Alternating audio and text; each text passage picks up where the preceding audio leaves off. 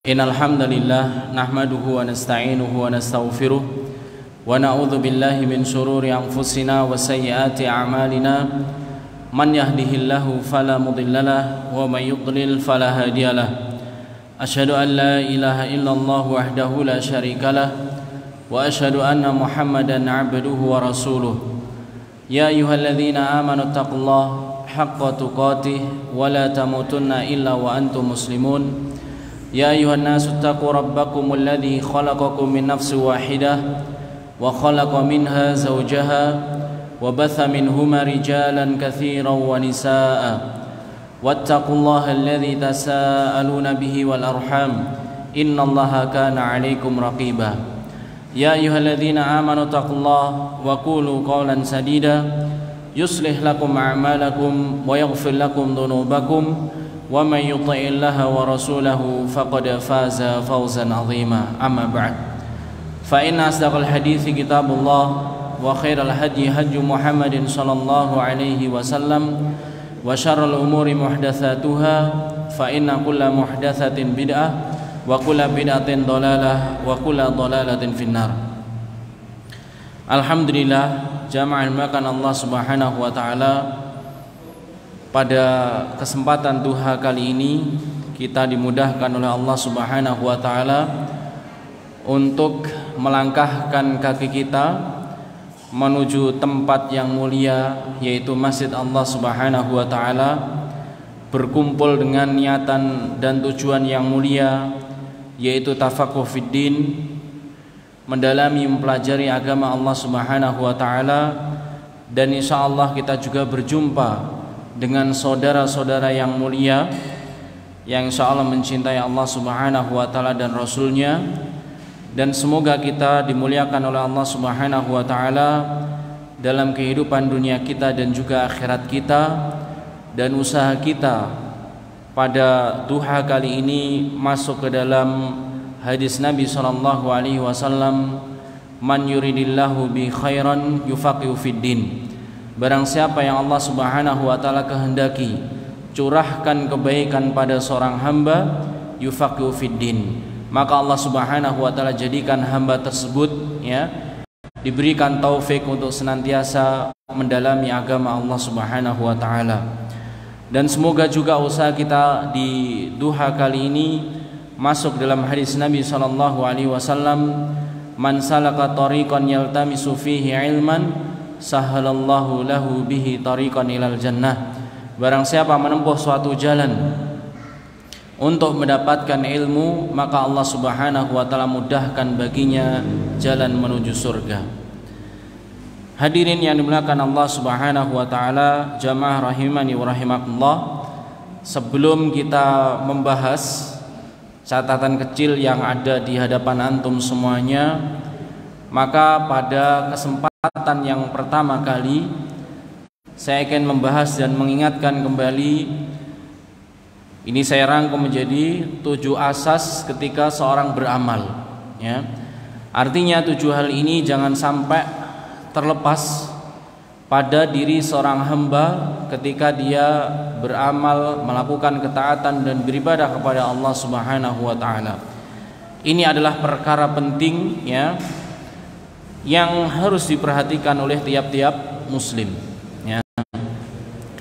7 asas beramal. Asas atau pondasi yang pertama yaitu al-ikhlas. Ikhlas pada Allah Subhanahu wa taala ketika beramal.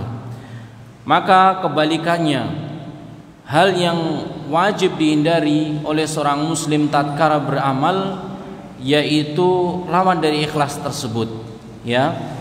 Syirik, dengan syirik besar atau syirik kecil, ya.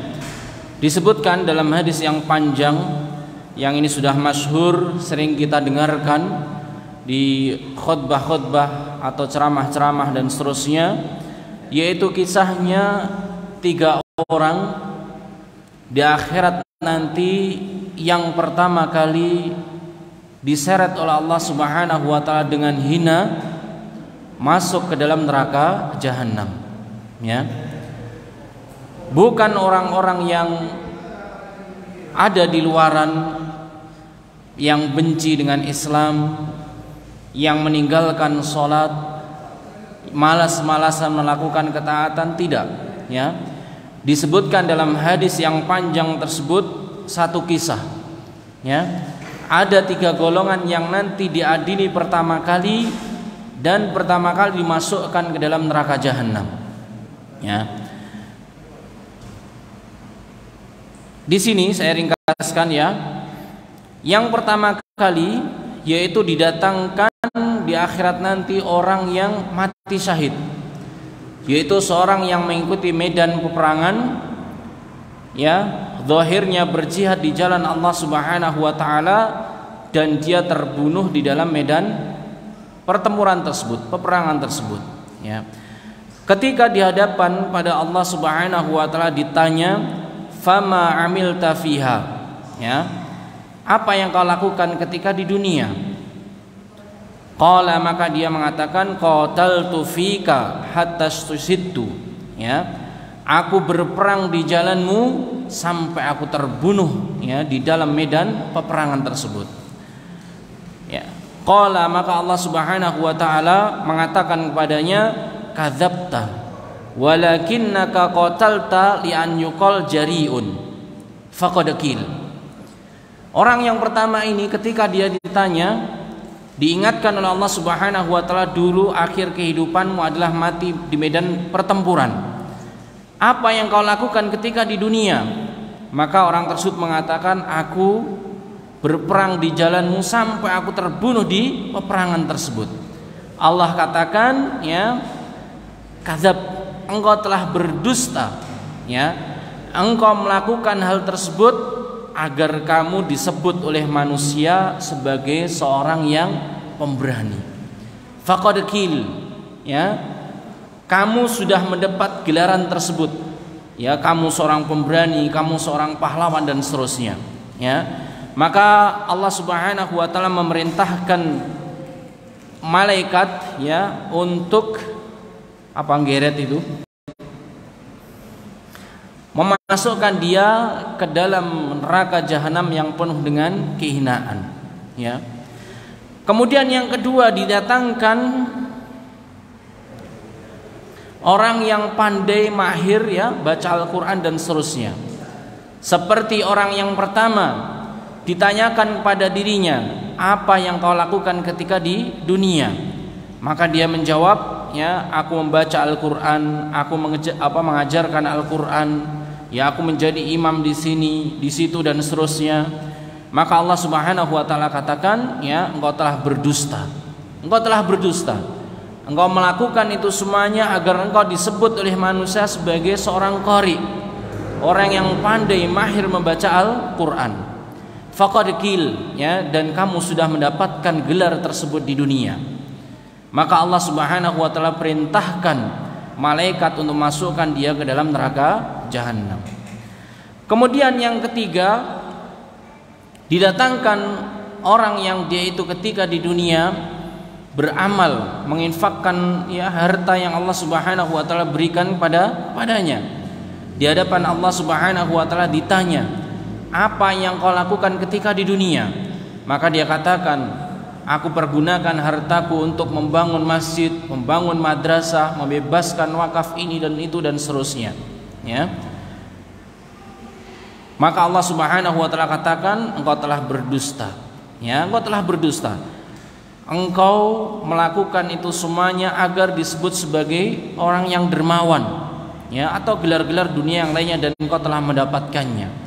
Seperti orang yang pertama dan kedua, maka Allah Subhanahu wa taala perintahkan orang tersebut, ya, untuk dimasukkan ke dalam neraka secara hina, ya. Jamaah yang dimuliakan Allah Subhanahu wa taala, maka ini pentingnya pondasi yang pertama, ya. Amal sebaik apapun, sebesar apapun, tidak akan ada nilainya si Allah Subhanahu wa taala kalau tidak ditunaikan secara ikhlas, ya. Maka ini pondasi pertama yang tidak boleh lepas dari, ya, amalan seorang. Mungkin sholat seorang sudah berusaha, namun karena keterbatasan ilmunya, dia tidak persis seperti sholatnya Rasulullah, tidak persis seperti puasanya Rasulullah. tapi dia tetap ikhlas, maka Allah Subhanahu wa taala sempurnakan pahalanya karena dia sudah ikhlas dan berusaha mencontoh sunnahnya Rasulullah sallallahu alaihi wasallam. Namun sebaik apapun amalan zahir seperti disebutkan dalam hadis tersebut, kalau tidak ada keikhlasan, habaan manthur, ya, maka itu amalan akan sia-sia, tidak bermanfaat bagi orang-orang yang mengamalkannya. Taib jamaah yang dimuliakan Allah Subhanahu wa taala, itu asas yang pertama. Kemudian yang kedua yang perlu diperhatikan ketika seorang beramal, yaitu mutabaah. Ya, ketika beramal harus betul-betul sesuai dengan contoh yang dilakukan oleh Rasulullah sallallahu alaihi wasallam, yang diajarkan oleh Rasulullah sallallahu alaihi wasallam. Disebutkan ya, di akhirat nanti ada suatu peristiwa, ya, diceritakan oleh Rasulullah sallallahu alaihi wasallam dalam hadisnya, aku akan mendahului kalian di haud, yaitu telaga, dan tiap nabi ini memiliki telaga, dan telaga Rasulullah sallallahu alaihi wasallam sangatlah luas, ya. Kemudian dinampakkan di hadapanku beberapa orang di antara kalian. Artinya apa? Rasulullah ini mengenali umatnya. Ya, ini umatku. Rasulullah mengetahui. Ketika aku sengaja mengambilkan minuman untuk mereka dari al-haud, mereka dijauhkan dariku. Ada sebagian dari umat Rasulullah yang nanti ketika Rasulullah itu menginginkan agar umatnya ini mendapatkan air dari telaga tersebut, tapi semakin dijauhkan oleh Allah Subhanahu wa taala. Ya, dijauhkan oleh Allah Subhanahu wa taala. Kemudian ya, Nabi Rasulullah sallallahu alaihi wasallam mengatakan pada Allah Subhanahu wa taala, "Wahai Rabbku, ini adalah umatku. Kenapa engkau halangi umatku ini untuk minum dari telagaku ini?" Maka Allah Subhanahu wa taala berfirman, "Ya la tadri ma ahdatsu ba'dak." Engkau tidak mengetahui ya perbuatan-perbuatan bid'ah yang telah dilakukan oleh umatmu setelah meninggal dirimu meninggal, gitu kan? Ini bahayanya perbuatan bid'ah, yaitu beribadah kepada Allah Subhanahu wa taala tidak sesuai dengan contohnya Rasulullah sallallahu alaihi wasallam. Ini juga tidak ada manfaatnya. Disebutkan dalam banyak hadis, ya, man amila amalan falaisa alaihi amruna fahuwa raddun. Barang siapa yang dia itu beramal tidak ada contohnya dariku, maka amalannya tertolak. Ya, amalan tertolak, tidak ada manfaatnya.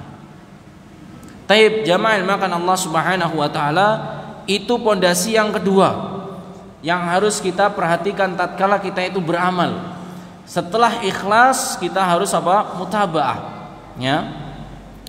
Kemudian ya, yang ketiga dalam melakukan suatu amalan, hendaklah kita itu perhatikan kaidah yang ketiga ini, yaitu mubadarah. Mubadarah itu bersegera untuk beramal, ya. Bersegera untuk mengamalkan suatu, ya. Ada satu kisah, ya, yang kita itu mungkin akan bisa memahami betul-betul ya keutamaan waktu yang Allah Subhanahu wa taala berikan, ya. Jadi salah seorang sahabat Rasulullah namanya Thalhah, ya, bin Ubaidillah, dia menyaksikan ada dua orang yang mendatangi Rasulullah sallallahu alaihi wasallam untuk mengikrarkan agama Islam. Artinya dia masuk ke dalam agama Islam. Berarti setat masuknya ini sama. Dua orang tersebut, yang satunya itu terlihat betul-betul sungguh-sungguh dalam beramal, melebihi saudara yang satunya ini, ya.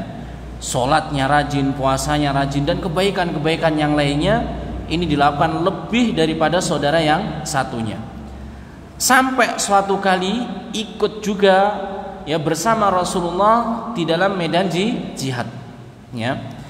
Yang rajin ini meninggal dunia pada waktu berjihad fisabilillah. Ya. Sementara satunya ini meninggalnya 1 tahun setelah saudaranya ini wafat, ya, dan tidak fi sabilillah, bukan mati syahid. Ini disaksikan oleh para sahabat. Yang cerita ini sahabat Tolha. Kemudian ya, Tolha ini bermimpi, ya, bermimpi mendapati dirinya dan juga dua orang sahabat ini yang disaksikan telah masuk Islam tadi secara bersamaan namun wafat, ya, berbeda waktunya. Yang satunya ini dipanggil oleh Allah Subhanahu wa taala masuk ke dalam surga terlebih dahulu. Siapa ini? Yang mati syahid atau mati terakhir? Kira-kira yang mana? Yang tidak mati syahid. Yang tidak sungguhnya ini tidak melebihi saudaranya mati syahid tersebut. Ya, dia dipanggil oleh Allah Subhanahu wa taala masuk ke dalam surga terlebih dahulu. Baru kemudian setelahnya saudaranya yang mati syahid tadi, ya, dipersilahkan dipanggil untuk masuk ke dalam surga. Hal itu diceritakan ya oleh Tolha pada sahabat-sahabat yang lain. Mereka itu takjub, loh, kenapa bisa demikian? Ya, padahal yang mati syahid siapa? Yang pertama, yang lebih sungguh-sungguh beribadah yang pertama. Tapi dalam mimpi tersebut Tolha kok mendapati yang terakhir malah dia itu masuk dalam surga terlebih dahulu. Ya. Sampai berita tersebut kepada Rasulullah Sallallahu Alaihi Wasallam. Rasulullah bertanya, apa yang kalian takjubkan? Kemudian Tolha bercerita, ya, aku telah bermimpi demikian dan seterusnya. Ya. Kemudian Rasulullah mengatakan, apakah kalian tidak mengetahui dia telah hidup 1 tahun setelah wafatnya saudaranya? Dia berjumpa dengan bulan Ramadan, dia melakukan sholat, dia melakukan amalan kebaikan-kebaikan yang lain. Sungguh, ya, jarak di antara keduanya ini sejauh langit dan bumi. Ini ya, sejauh langit dan ini sangat berharga sekali waktu. Maka jika dikaitkan dengan bulan Ramadan, ya, kita nggak mengetahui apakah ini adalah Ramadan terakhir kita atau kita berjumpa dengan Ramadan yang lainnya. Yang jelas Ramadan ini adalah kesempatan yang luar biasa, ya, yang harus kita perhatikan.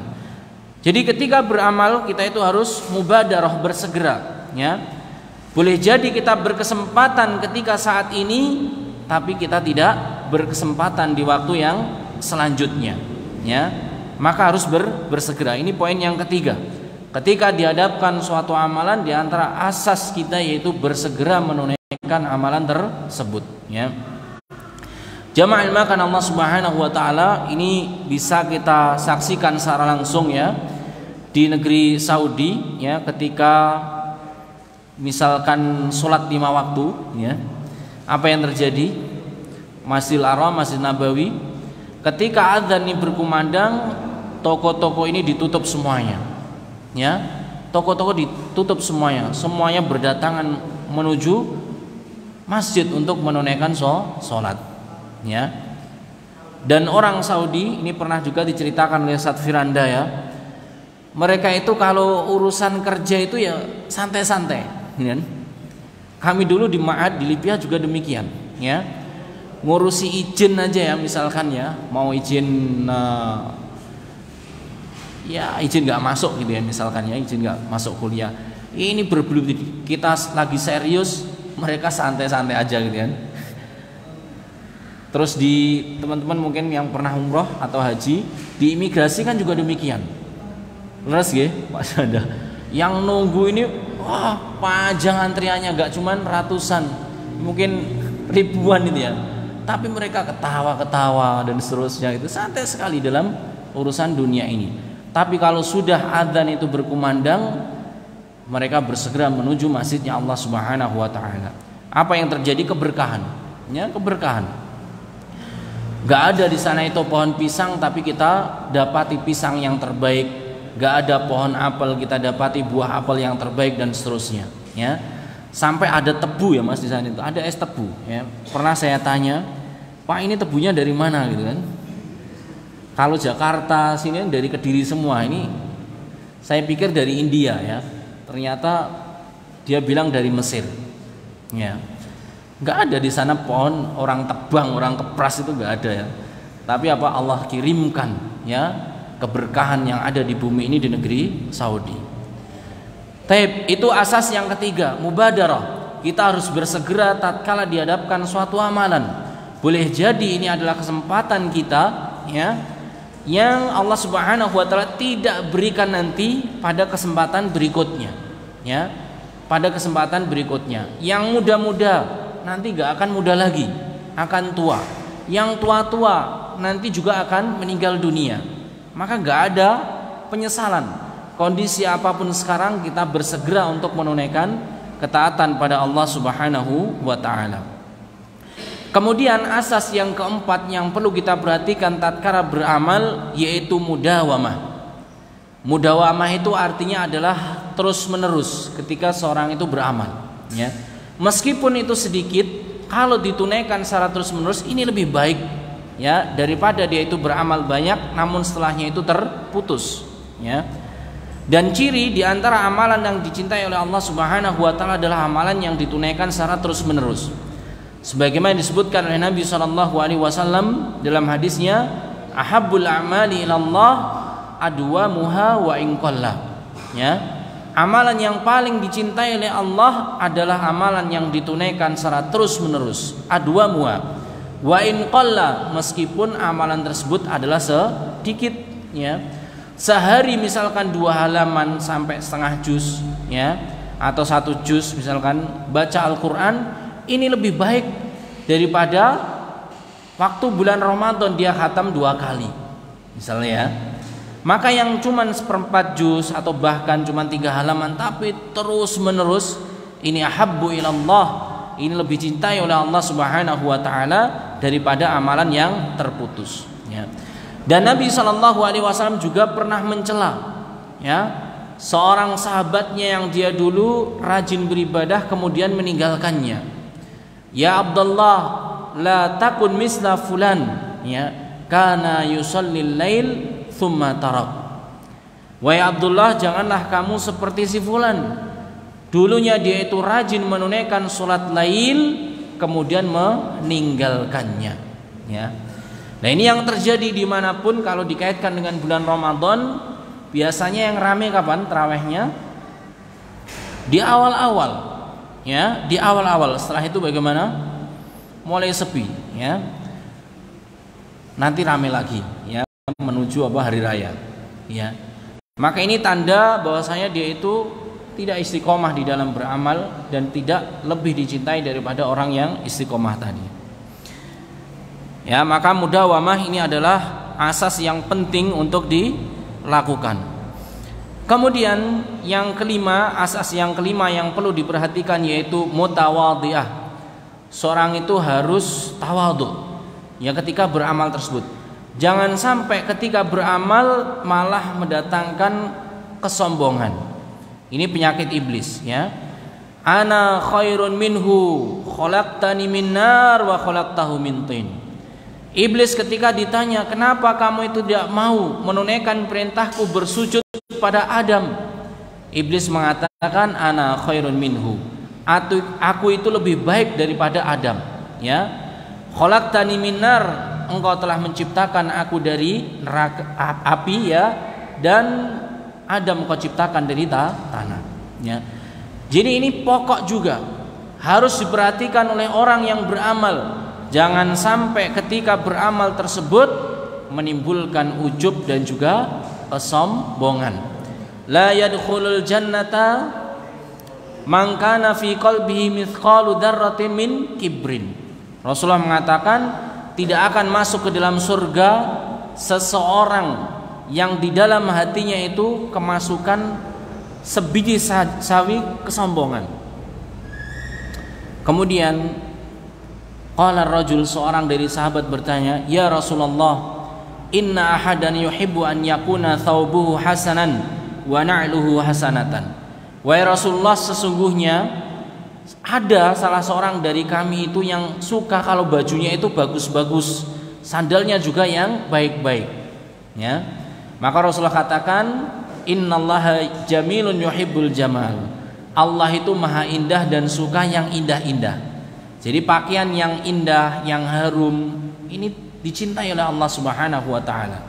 Adapun kibr, kesombongan yang bisa masukkan seorang ke dalam neraka, terhalang masuk ke dalam surga, batarul haq wa ghamtun nas. Ya, batarul haq yaitu menolak kebenaran, wa ghamtun nas dan melecehkan manusia. Ini ya, melecehkan manusia, merendahkan manusia. Maka orang yang beramal jangan sampai dia itu merendahkan saudaranya yang tidak seperti dirinya, ya.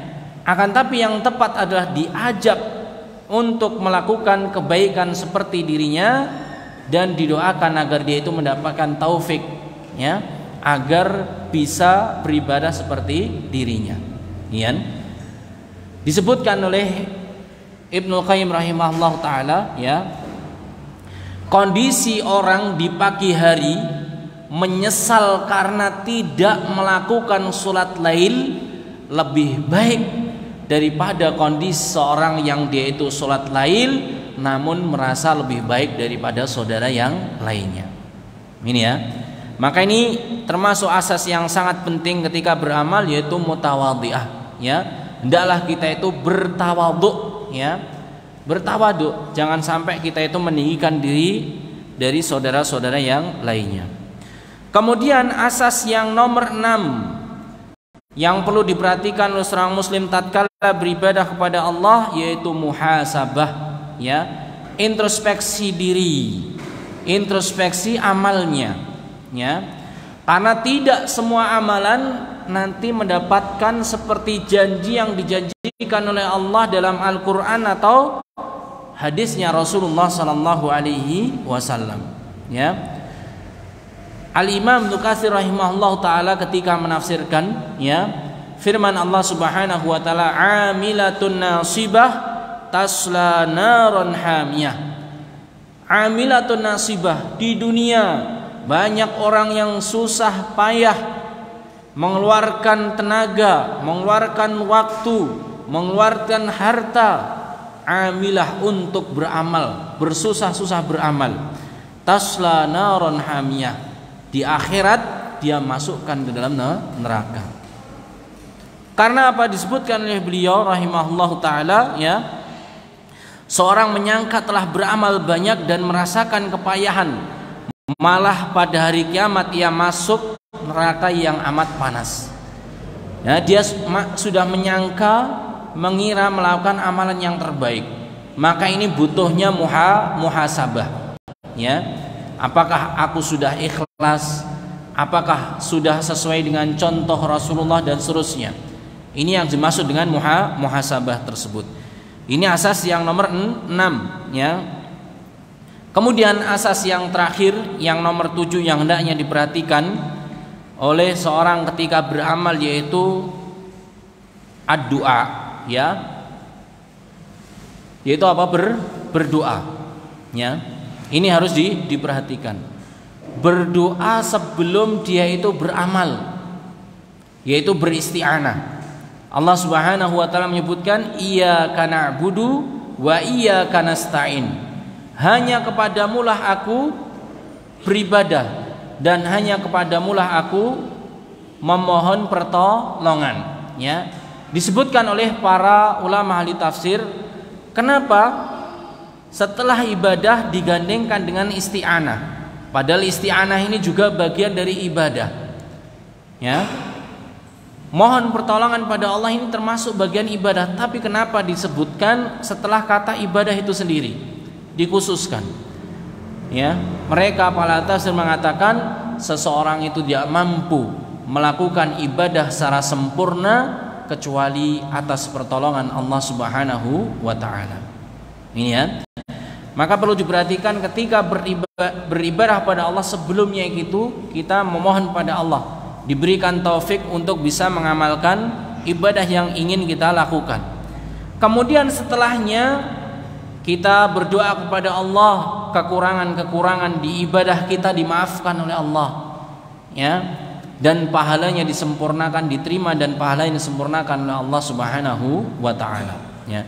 Maka jamaah yang dimuliakan Allah Subhanahu wa taala, 7 kaidah ini harus diperhatikan ketika seorang itu beribadah, kapanpun, di bulan Ramadan atau di luar Ramadan, ya. Ibadah apapun, ya, ketaatan apapun. Ini harus diperhatikan oleh tiap-tiap muslim agar mendapatkan, ya, yang terbaik dari Allah Subhanahu wa taala. Kita ulangi, yang pertama yaitu ikhlas. Kemudian yang kedua, mutabaah, mengikuti tata cara ibadah Rasulullah. Kemudian yang ketiga, mubadarah, ya, segera mengambil kesempatan dalam melakukan ibadah. Kemudian yang keempat, mudawamah, terus melakukan ibadah tersebut, tidak meninggalkannya. Kemudian mutawadhi'ah, ya, kita harus tawadhu dengan ketaatan yang kita lakukan. Yang nomor 6 yaitu muhasabah, terus kita koreksi amalan kita. Ya, kita hadirkan amalan yang terbaik. Dan yang terakhir, ya, yang nomor 7 adalah ad-du'a, berdoa kepada Allah Subhanahu wa taala sebelum dan sesudah beribadah kepadanya. Taib jamaah rahimani wa rahimakumullah, itu mengawali, ya, sesi pada pagi kali ini. Kemudian selanjutnya, ini bekal muslim di bulan Ramadan. Jadi catatan ini secara umum, ya, ini ada 3 poin, ya. Poin yang pertama ini gambaran 24 jam di bulan Ramadan apa yang kita lakukan, ya. Jadi ini disesuaikan dengan kondisi masing-masing. Kemudian yang kedua yaitu amalan-amalan apa saja yang bisa kita lakukan di bulan Ramadan. Kemudian yang terakhir ini saya sebutkan di sini yaitu nasihat, ya, ulama, nasihat ulama yang berkaitan dengan bulan Ramadan, ya. Taib jamaah dimuliakan Allah Subhanahu wa taala,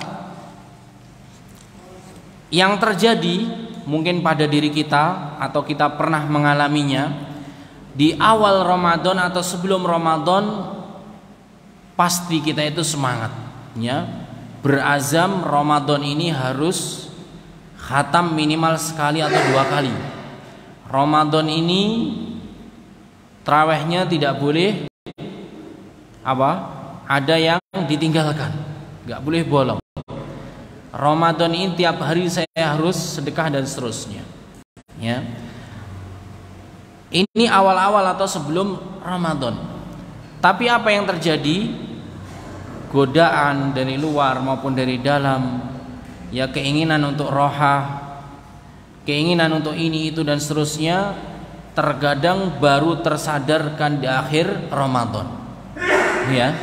Nanti berazam lagi di akhir Ramadan, insya Allah Ramadan tahun depan kalau berjumpa lagi saya tidak akan seperti ini, gitu kan?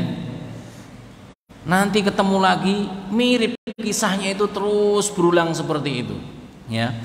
Ini yang dirasakan oleh sebagian besar dari kaum muslimin, ya.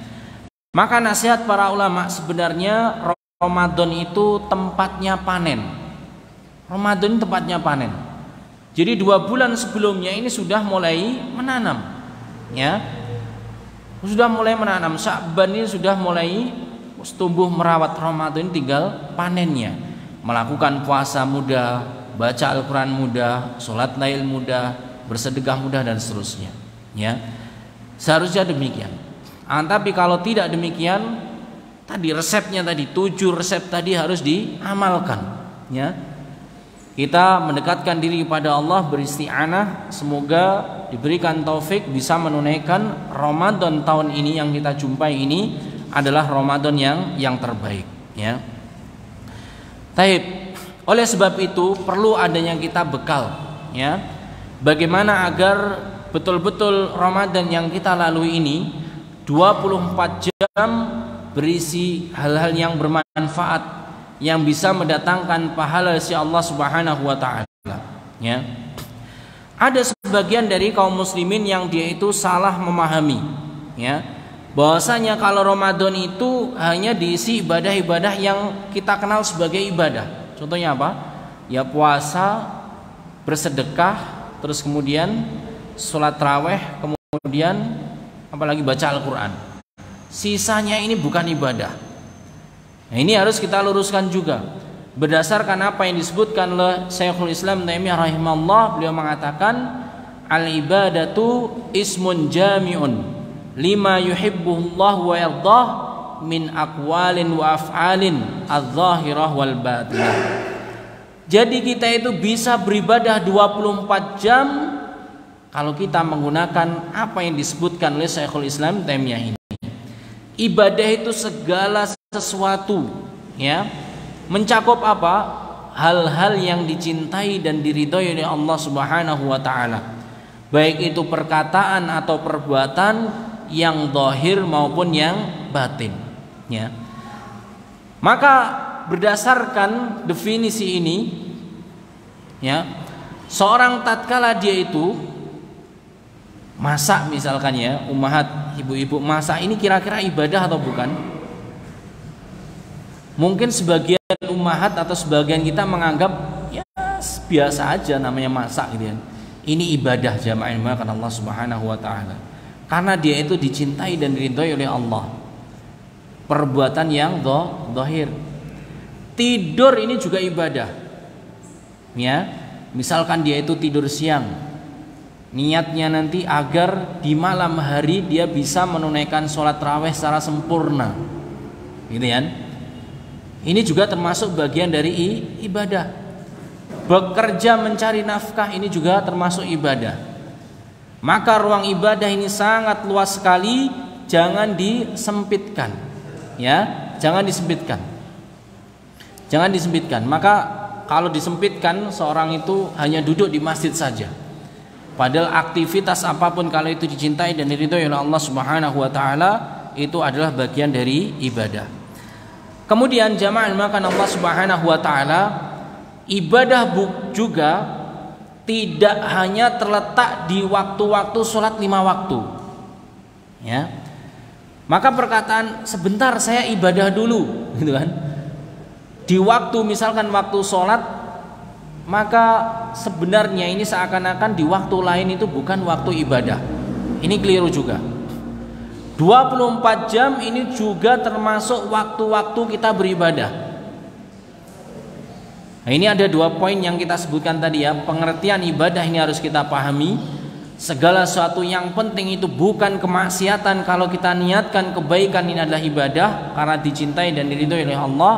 Kemudian yang kedua terkait dengan waktu, 24 jam ini adalah waktu ibadah, bukan hanya 5 waktu saja, ya. Taib jamaah makan Allah Subhanahu wa taala, ini enggak akan kita baca satu persatu, ya. Sekedar contoh saja, nanti bisa dibaca di rumah.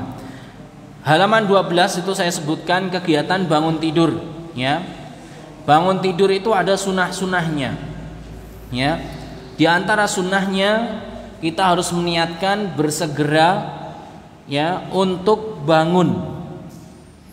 Jadi sunnahnya dalam Islam bersegera untuk tidur dan bersegera untuk bangun. Bukan dibalik, ya, terlambat tidur, terlambat bangun. Ya. Tapi apa? Sunnahnya dalam Islam bersegera tidur dan bersegera bangun tidur. Maka makruh hukumnya tatkala selesai sholat isya, seorang itu mengadakan perkumpulan-perkumpulan, duduk-duduk untuk ngobrol, ngopi dan seterusnya, kecuali memang itu ada suatu hajat yang penting, ya.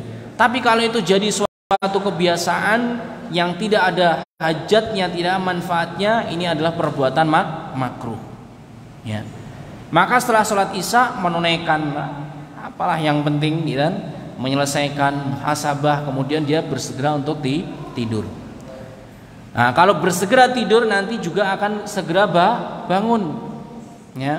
Kalau bersegera bangun nanti dia bisa berwudu, ya, terus kemudian bisa menunaikan sholat lail, baca Al-Quran, ya, berdoa dan seterusnya. Banyak sekali ibadah-ibadah di sana, ya.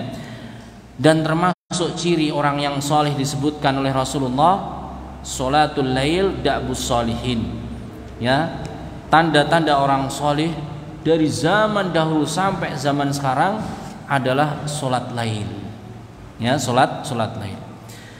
Taib, ketika bangun tidur ini adalah waktu ibadah yang pertama. di sana ada sholat subuh berjamaah, di sana juga ada sholat sunnah sebelum subuh, sebelumnya ada sholat lail tadi, kemudian ada zikir pagi, kemudian ada waktu baca Al-Quran dan seterusnya, kemudian pergi bekerja dan seterusnya. Maka ini semua adalah rangkaian ibadah, ya, rangkaian ibadah kepada Allah Subhanahu wa Ta'ala. Kemudian kalau seorang dimudahkan oleh Allah Subhanahu wa Ta'ala untuk berjamaah di masjid dan dia tidak ada kesibukan tertentu, ini ada suatu fadilah, ya.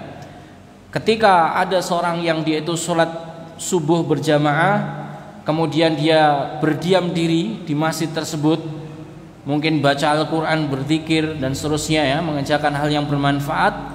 Ketika matahari sudah naik, ya, setelah terbitnya matahari, dia menunaikan sholat 2 rakaat. Disebutkan keutamaannya seperti apa? Haji dan umroh secara sempurna. Ini, ya, ini yang sulit, haji dan umroh, ya. Naiknya 2 kali lipat, ya Pak Rabto, ya. Haji ini aja gratis, ya. Tapi bukan berarti wah saya haji tiap hari, gak usah menunaikan haji ke sana, ya. Ini yang didapatkan pahalanya. Adapun kewajiban dia, kalau dia mampu maka terwajib menunaikan apa? Haji. Kemudian waktu setelahnya, setelah bangun tidur, di situ ada waktu duha. Di waktu duha ada kegiatan besar, ya. Yang pertama yaitu bekerja. Ya, ini ibadah. Disebutkan oleh Nabi SAW, ya, dinarun anfaqtahu fi sabilillah, dinarun anfaqtahu, ya, al sadaqah ila akhirih, wa dinarun anfaqtahu ala ahlik afdaluha dinarun alladhi anfaqtahu ila ahlik. Atau kama qala Nabi SAW. Beliau pernah menyebutkan, seandainya kamu itu punya uang 1 dinar, pilihannya A, kamu infakkan di jalan Allah, B, kamu sedekahkan, C, digunakan untuk menyantuni anak yatim, D, digunakan untuk menafkahi istri dan anaknya. Kata Rasulullah, manakah yang paling besar pahalanya? Mana? A, B, C atau D? D. Untuk apa? Traktir menafkahi siapa? Istri dan anaknya. Ya, kata Rasulullah, a'dhamuha darajatan aw ajran, ya, alladhi anfaqtahu ala ahlik. Yang paling besar pahalanya itu 1 dinar yang kau infakkan, kau berikan pada keluargamu. Nah, ini istri punya senjata, ya toh. Alhamdulillah tadi ikut apa? Taklim ini kan. Nanti masku kalau pelit-pelit tak keluarkan hadis ini kan.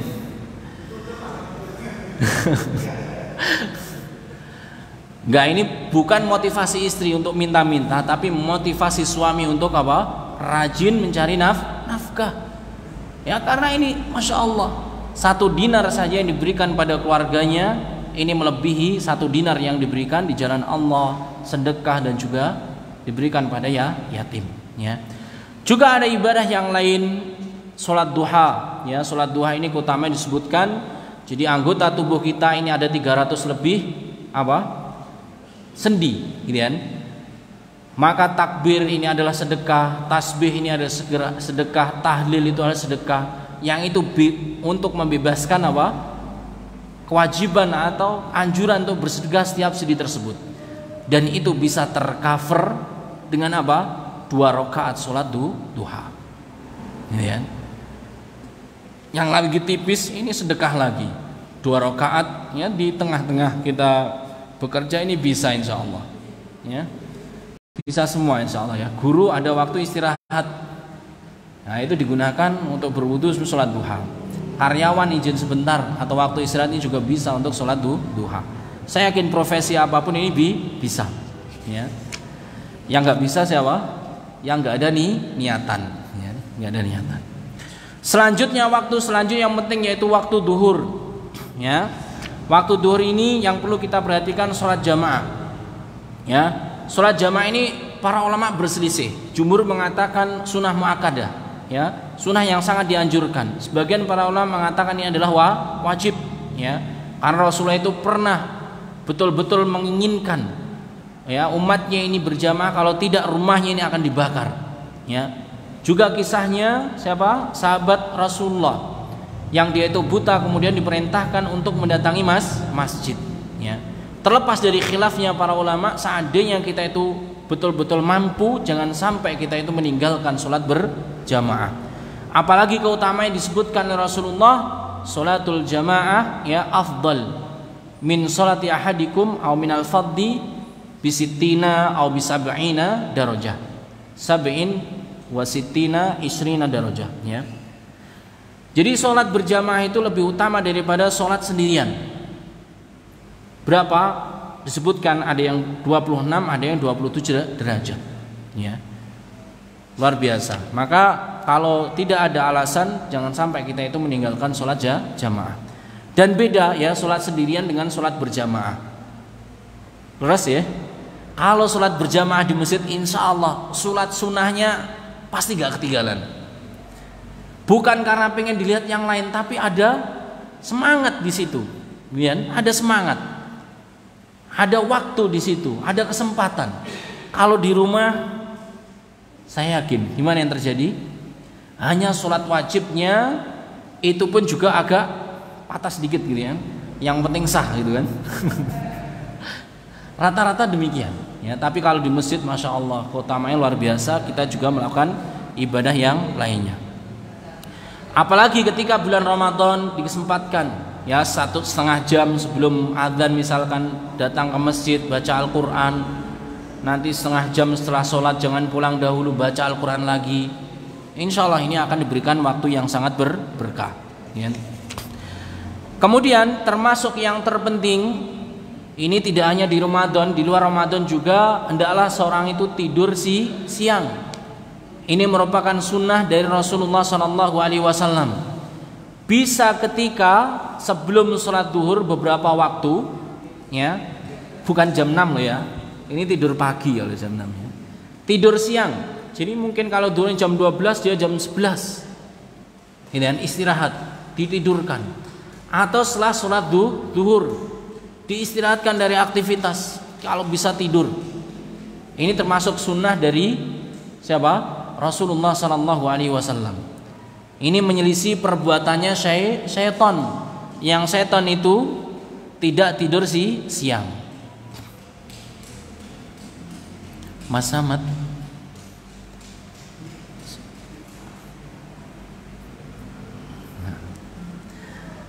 itu di siang hari ya. Jadi ada di sunnah yang sering ditinggalkan, yaitu tidur siang.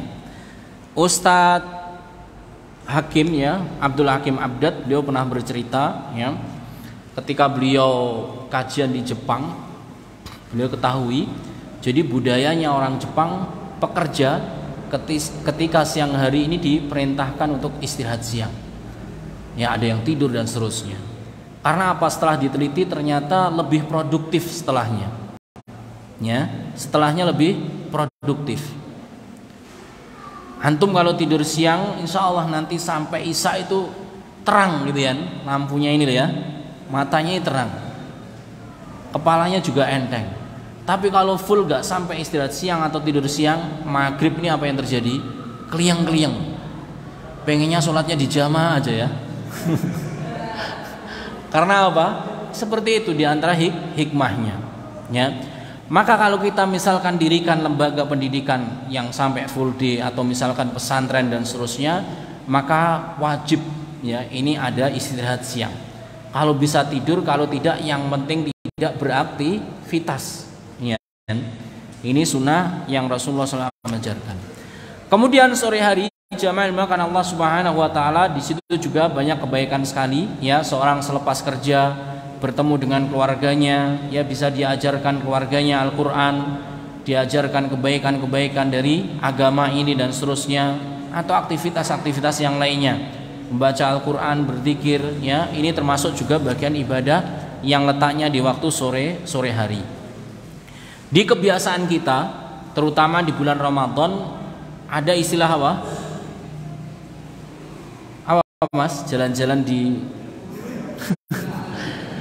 kalau paginya setelah subuh biasanya jalan-jalan pagi gitu ya. Asmara subuh loh. Zaman ini jenengan pun wonten gini loh. Berarti ini budaya sejak dahulu ya. Asmara subuh itu. Kalau sorenya ada ngabuburit ya.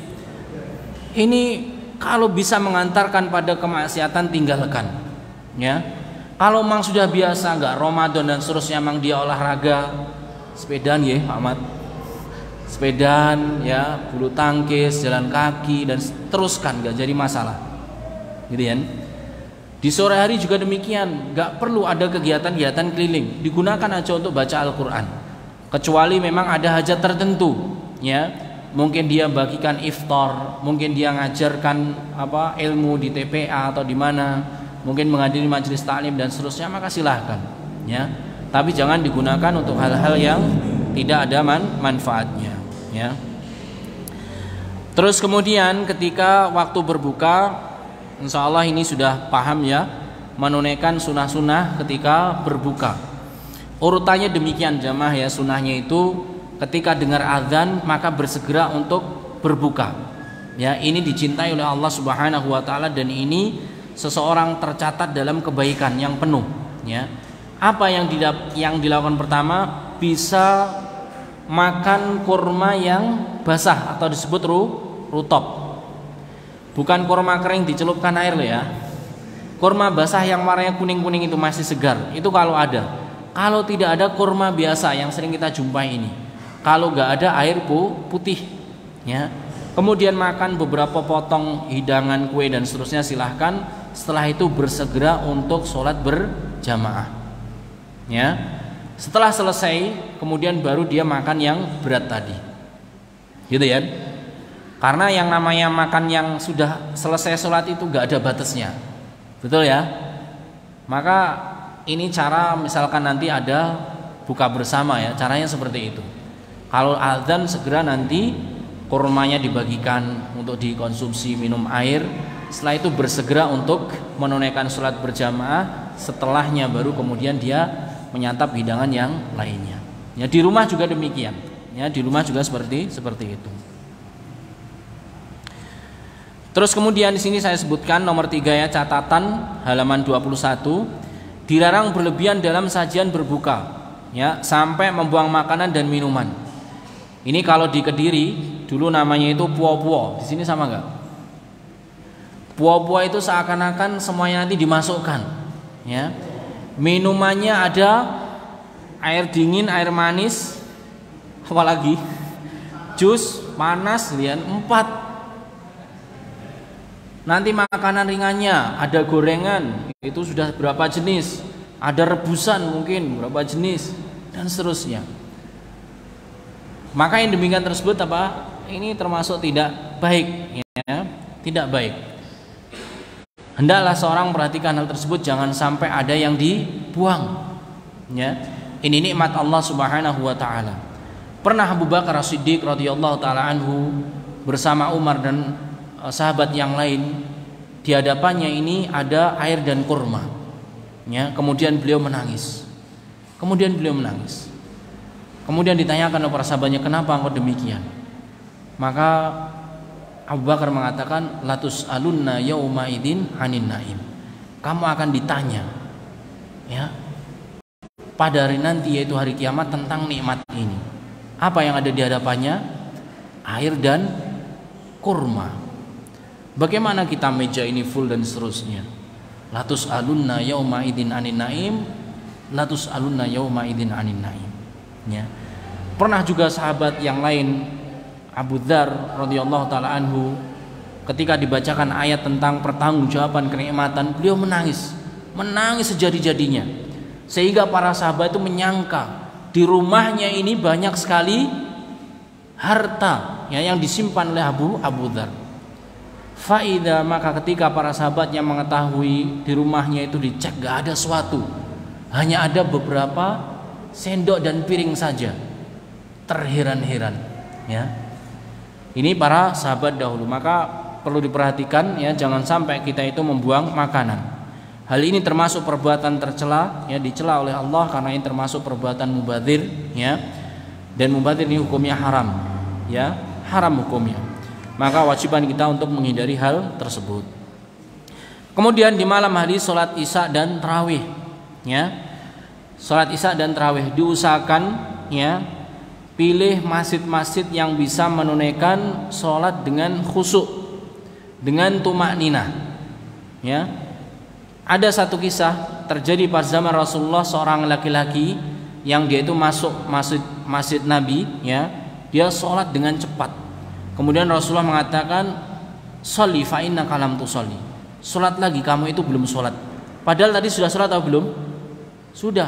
Diulangi sama Rasulullah, dia sholat dinasihati yang sama, diperintahkan yang sama.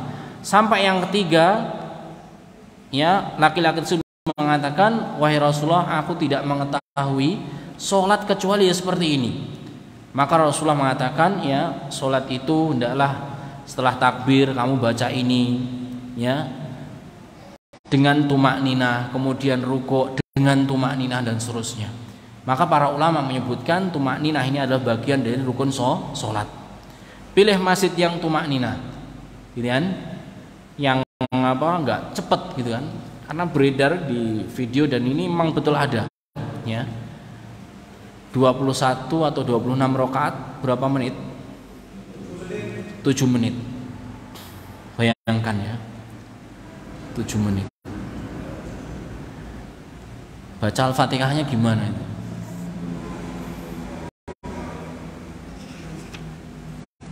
Ya, ini sholatnya tidak sah. Terus kemudian perlu diperhatikan lagi terkait dengan masalah tarawih ini. Setelah kita pilih yang demikian, hendaklah kita berusaha, ya, sholat tarawih bersama imam secara sempurna.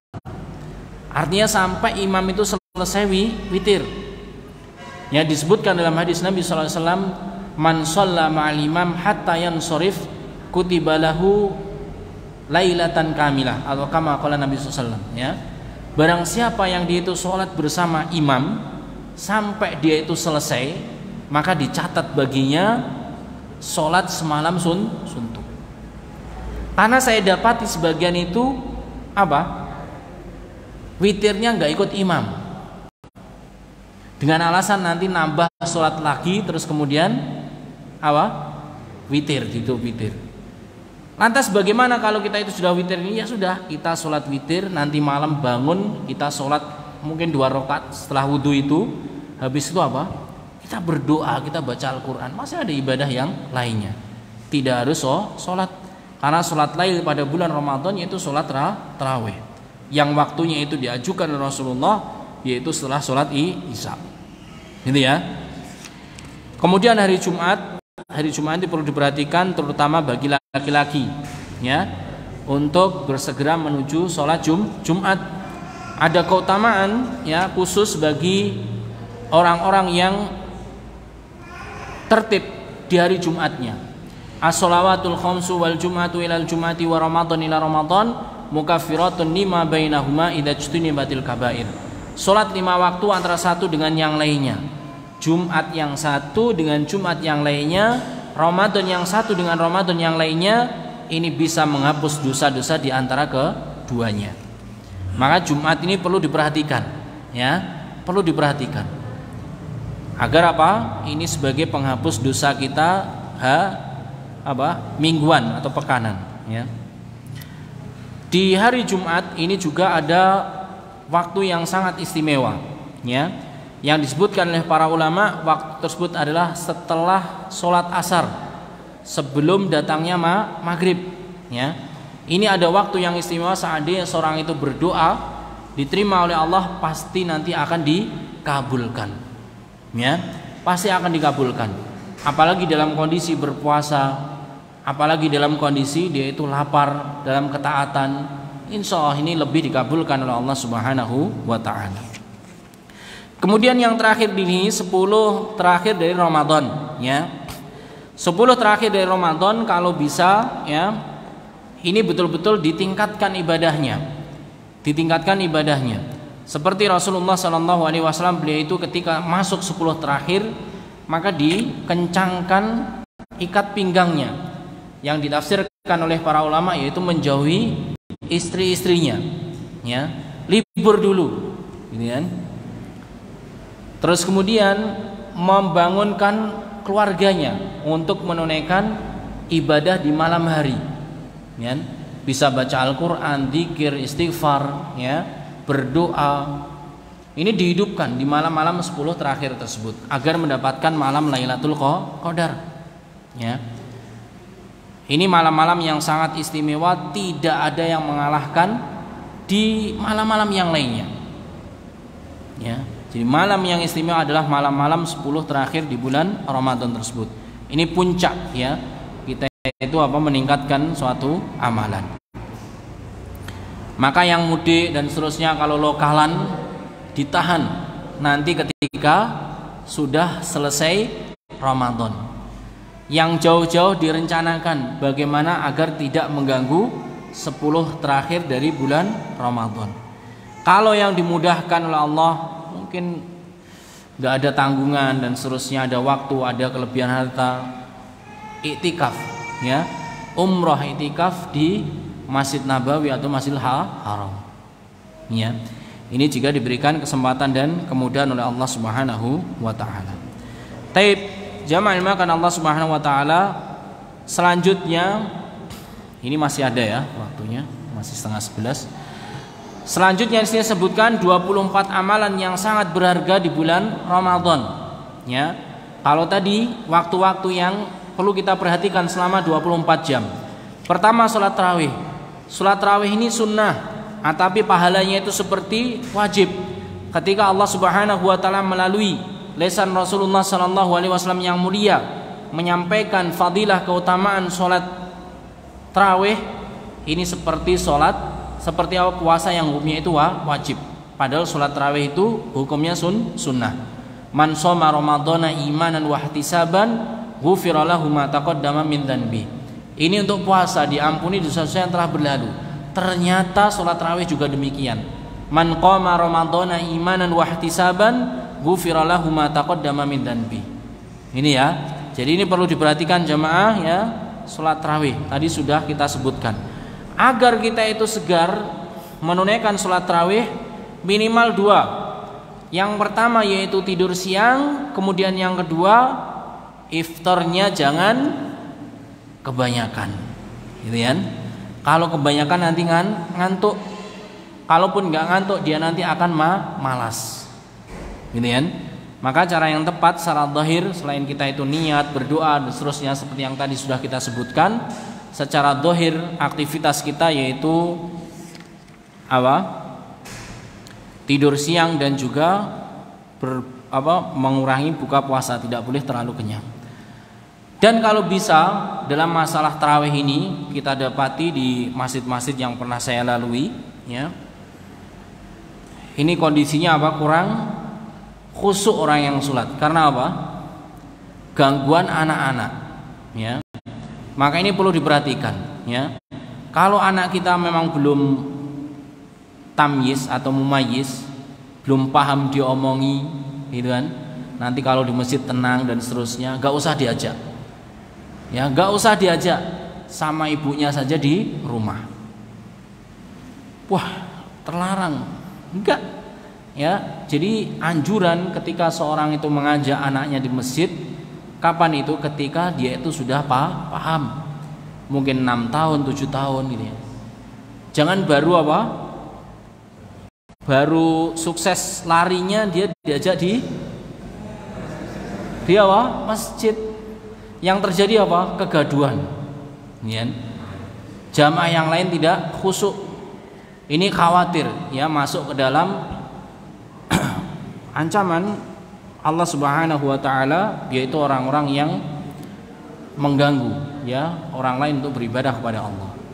Kalaupun misalkan diajak, dikondisikan jangan sampai mengacaukan suasana kekhusyuan dalam masjid, ya. Saya dapati anak kecil, namanya anak kecil kita maklumi, ya. Yang tidak kita maklumi adalah anak yang sudah besar, yaitu bapaknya anak kecil itu atau ibunya, ya. Saya pernah dulu tahu 2 kali ini, ya, ngajak anaknya ke masjid tidak dipempesi. Yang terjadi Dia kebelet buang air besar. Pasti paketannya kan kalau buang air besar, buang air kecil kan? Ya itu dikeluarkan semuanya. Antum bayangkan ya. Apa bisa kusuk kayak gitu? Ada lagi waktu itu sholat Jumat, diem saja anaknya. Ternyata apa kondisi sudah kayak banjir bandang tuh, kok kuning tapi ya banjir bandang ini. Ternyata ada anak yang diajak itu dalam kondisi apa? Ngompol. Maka ini perlu diperhatikan, ya. Adapun orang yang berhujah, Rasulullah dulu pernah gendong siapa? Cucunya. Ketika sholat, ini tidak bisa jadikan dalil. Boleh jadi ketika itu memang bermain di rumah Rasulullah, namanya Mbah Kungi, gitu kan? Ke rumah Rasulullah kemudian dia lari menyusul Mbah Kongnya. Itu wajar saja. Dan tidak ada selain itu kisah-kisah yang disebutkan menggendong anaknya, ini nggak pernah ada.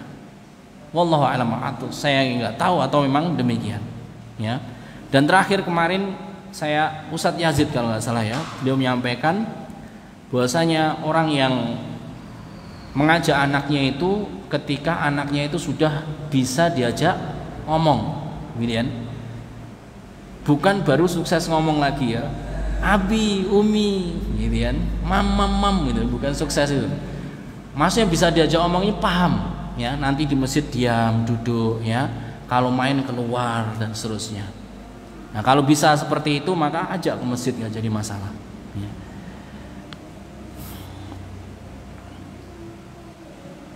Taib barakallahu fik, ya. Perlu diperhatikan. Silahkan diajak semuanya, tapi apa? Perlu dikondisikan jangan sampai mengganggu ibadah. Selanjutnya yaitu makan sahur. Ya, yang nomor 2 makan sahur ini perlu diperhatikan Bapak Ibu ya. Ini bukan masalah kenyang tidaknya, tapi ada keberkahan di dalamnya dan menyelisih orang-orang ahlul kitab. Orang-orang ahlul kitab ketika mereka itu puasa tidak ada makan sahurnya. Umat ini ada makan sahurnya, hikmah yang sangat banyak sekali. Disebutkan oleh Nabi SAW, tasahharu fa inna fis sahuri barakah. Makan sahur kalian karena di dalam makan sahur tersebut ada keberkahan. Ada kebaikan yang sangat banyak sekali. Doa di waktu sahur itu adalah doa yang diijabah oleh Allah Subhanahu wa taala dan berbagai macam yang lainnya. Bukan bangga-bangga gak sahur. Kamu puasa sahur gak? Sahur kecil kalau sahur, saya gak pernah sahur gitu. Ini keliru ya. Enggak, tapi apa? Dia harus dulu anak kecil gitu ya biasanya. Kita harus apa? Berusaha makan sahur karena ini sunnah yang sangat dianjurkan, menyelisih yaitu puasanya ahlul kitab. Kemudian melazimi zikir, ya artinya jangan sampai kita itu melepaskan zikir ini, ya. Disebutkan oleh Nabi SAW, orang yang paling bahagia di akhirat nanti, ya siapa itu? Orang yang mendapati catatan amalnya banyak apanya? Istighfarnya, ya. Banyak istighfarnya maka dia akan mendapatkan ya catatan yang baik. Dia adalah sangat yang berbahagia, ya. Ya, istighfar bisa tasbih, ya, bisa tahlil. Keutamanya antum bisa cek sendiri. Ini luar biasa semuanya, ya. Kemudian zikir pagi petang ini tidak hanya di bulan puasa, ya, tapi bulan-bulan yang lainnya, waktu-waktu yang lainnya. Ini adalah hisnul muslim. Ini bentengnya orang muslim, seorang muslim, ya, dari apa? Gangguan-gangguan keburukan dirinya ataupun keburukan yang datang dari luar, ya. Maka perlu dijaga. Kemudian baca Al-Quran ini sangat utama sekali, ya. Rasulullah sendiri beliau hafal Al-Quran dan beliau itu murojaah Al-Qurannya ketika bulan Ramadan bersama Jibril secara langsung, ya. Ini Rasulullah SAW. Dan para ulama dahulu mereka itu ketika memiliki majelis taklim yang sangat banyak, ya. Jadi ulama dahulu imam misalkan ya, dari pagi sampai malam itu apa? Ngajar terus, ya. Ketika datang bulan Ramadan maka ditutup, pengajian ditutup. Digunakan untuk apa? Membaca Al-Quran. Maka ada sebagian dari para ulama yang sebulan itu khatam sampai 40 kali, 20 kali, 30 kali dan seterusnya.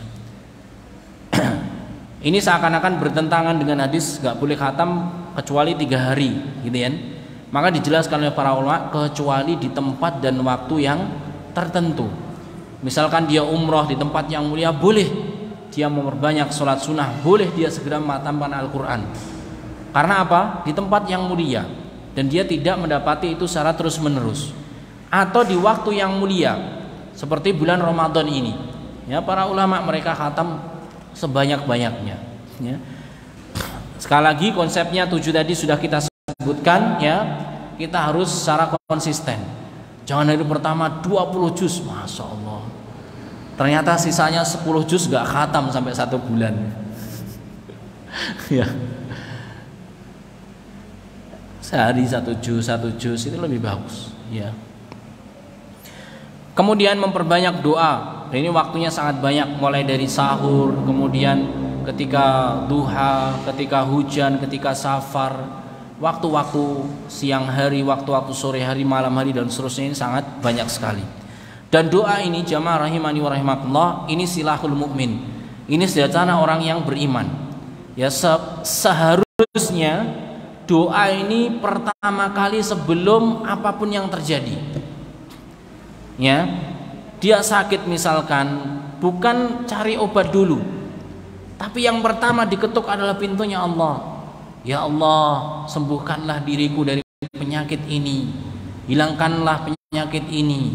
Kemudian dia tunjukkan padaku, ya Allah, pengobatan yang bisa sebagai sebab untuk kesehatanku dan seterusnya. Baru demikian, ya. Tapi kebanyakan orang berdoa itu dipakai yang terakhir kali, betul ya? Sudah capek-capek ini dan seterusnya baru berdoa. Sudah putus asa baru berdoa. Yaitu namanya manusia, ya kan? Tapi nggak mengapa, ya. Itu juga baik daripada meminta kepada selain Allah, ya. Tapi yang terbaik adalah doa dijadikan yang pertama kali sebelum yang lainnya. Kemudian sholat isyraq tadi sudah kita sebutkan, ya. Sholat isyraq ini ada yang menyebutkan sholat duha. Memang waktunya sama, namun fadilah dan tata caranya itu berbeda, ya. Rangkaiannya berbeda. Kalau sholat isyraq itu dia ikut sholat berjamaah di masjid, kemudian dia berdiam diri di situ, tidak keluar, melakukan hal-hal yang bermanfaat di masjid. Setelah matahari terbit agak meninggi, baru kemudian dia sholat 2 rakaat. Ini sholat isyraq. Kalau sholat duha, mungkin sholatnya di rumah dan seterusnya, tapi dia sholat 2 rakaat atau 4 rakaat, ya, pada waktu duha. Ini bedanya di situ. Keutamanya juga berbeda, ya. Maka nanti kalau misalkan dimudahkan oleh Allah, hidupkan sunnah ini, ya. Berdiam dulu di masjid sampai datangnya waktu isyraq, kemudian menunaikan sholat 2 rakaat. Maka disebutkan di sini dia mendapatkan pahala seperti pahala haji dan umrah sempurna. Disebutkan tiga kali, ya. Umrah dan haji, ya, di tiap hari. Luar biasa. Daripada daftar reguler sekarang berapa tahun? 50 tahun, ya. Di Nganjuk berapa tahun? Kalau usia 50 tahun tambah 50 tahun, kejar-kejaran sama usianya, gitu ya, sama kematiannya. Ya, ini solusinya. Yang penting kita sudah niat. Saya ditelepon dari Bank Muamalat waktu itu, ada jalur khusus karena ya pelanggan baik lah, gitu. Nggak tahu maksudnya baik apa ini. Kalau daftar sekarang nanti ada potongan waktu. Saya tanya berapa tahun? 35. Ya suwi ya ternyata. Taib barakallahu fik. Maka ini disediakan. Allah Maha tahu yang terjadi di Indonesia tahun 2023, ya. Maka Allah Subhanahu wa taala sediakan suatu amalan yang dia itu tanpa ngantri, hanya ngantri beberapa jam saja setelah subuh sudah mendapatkan pahala haji dan umrah, gitu kan? Ini kalau bikin pesantren nanti juga demikian, ya. Bikin pesantren juga demikian. Wah, itu ngajari anak males gak? Sekarang itu matahari terbit kemungkinan jam 6 atau kurang dari jam 6, mungkin jam 6 kurang 10, gitu kan? Jam 6 pas apa? Dia sholat 2 rakaat, setelah itu mandi, masuk jam 7 juga masih bisa. gitu kan? Atau mandinya sebelum subuh. Nah, nanti kalau bikin pesantren juga seperti itu. Nah, waktunya antara subuh sampai isyraq ini bisa digunakan untuk setoran tahfidz, hafalan, bisa digunakan untuk murojaah, bisa digunakan untuk misalkan kajian, taklim dan seterusnya, hafalkan mutun dan seterusnya. Nah, ini sebenarnya jadwalnya sudah ada pada Rasulullah kalau kita bikin pesantren.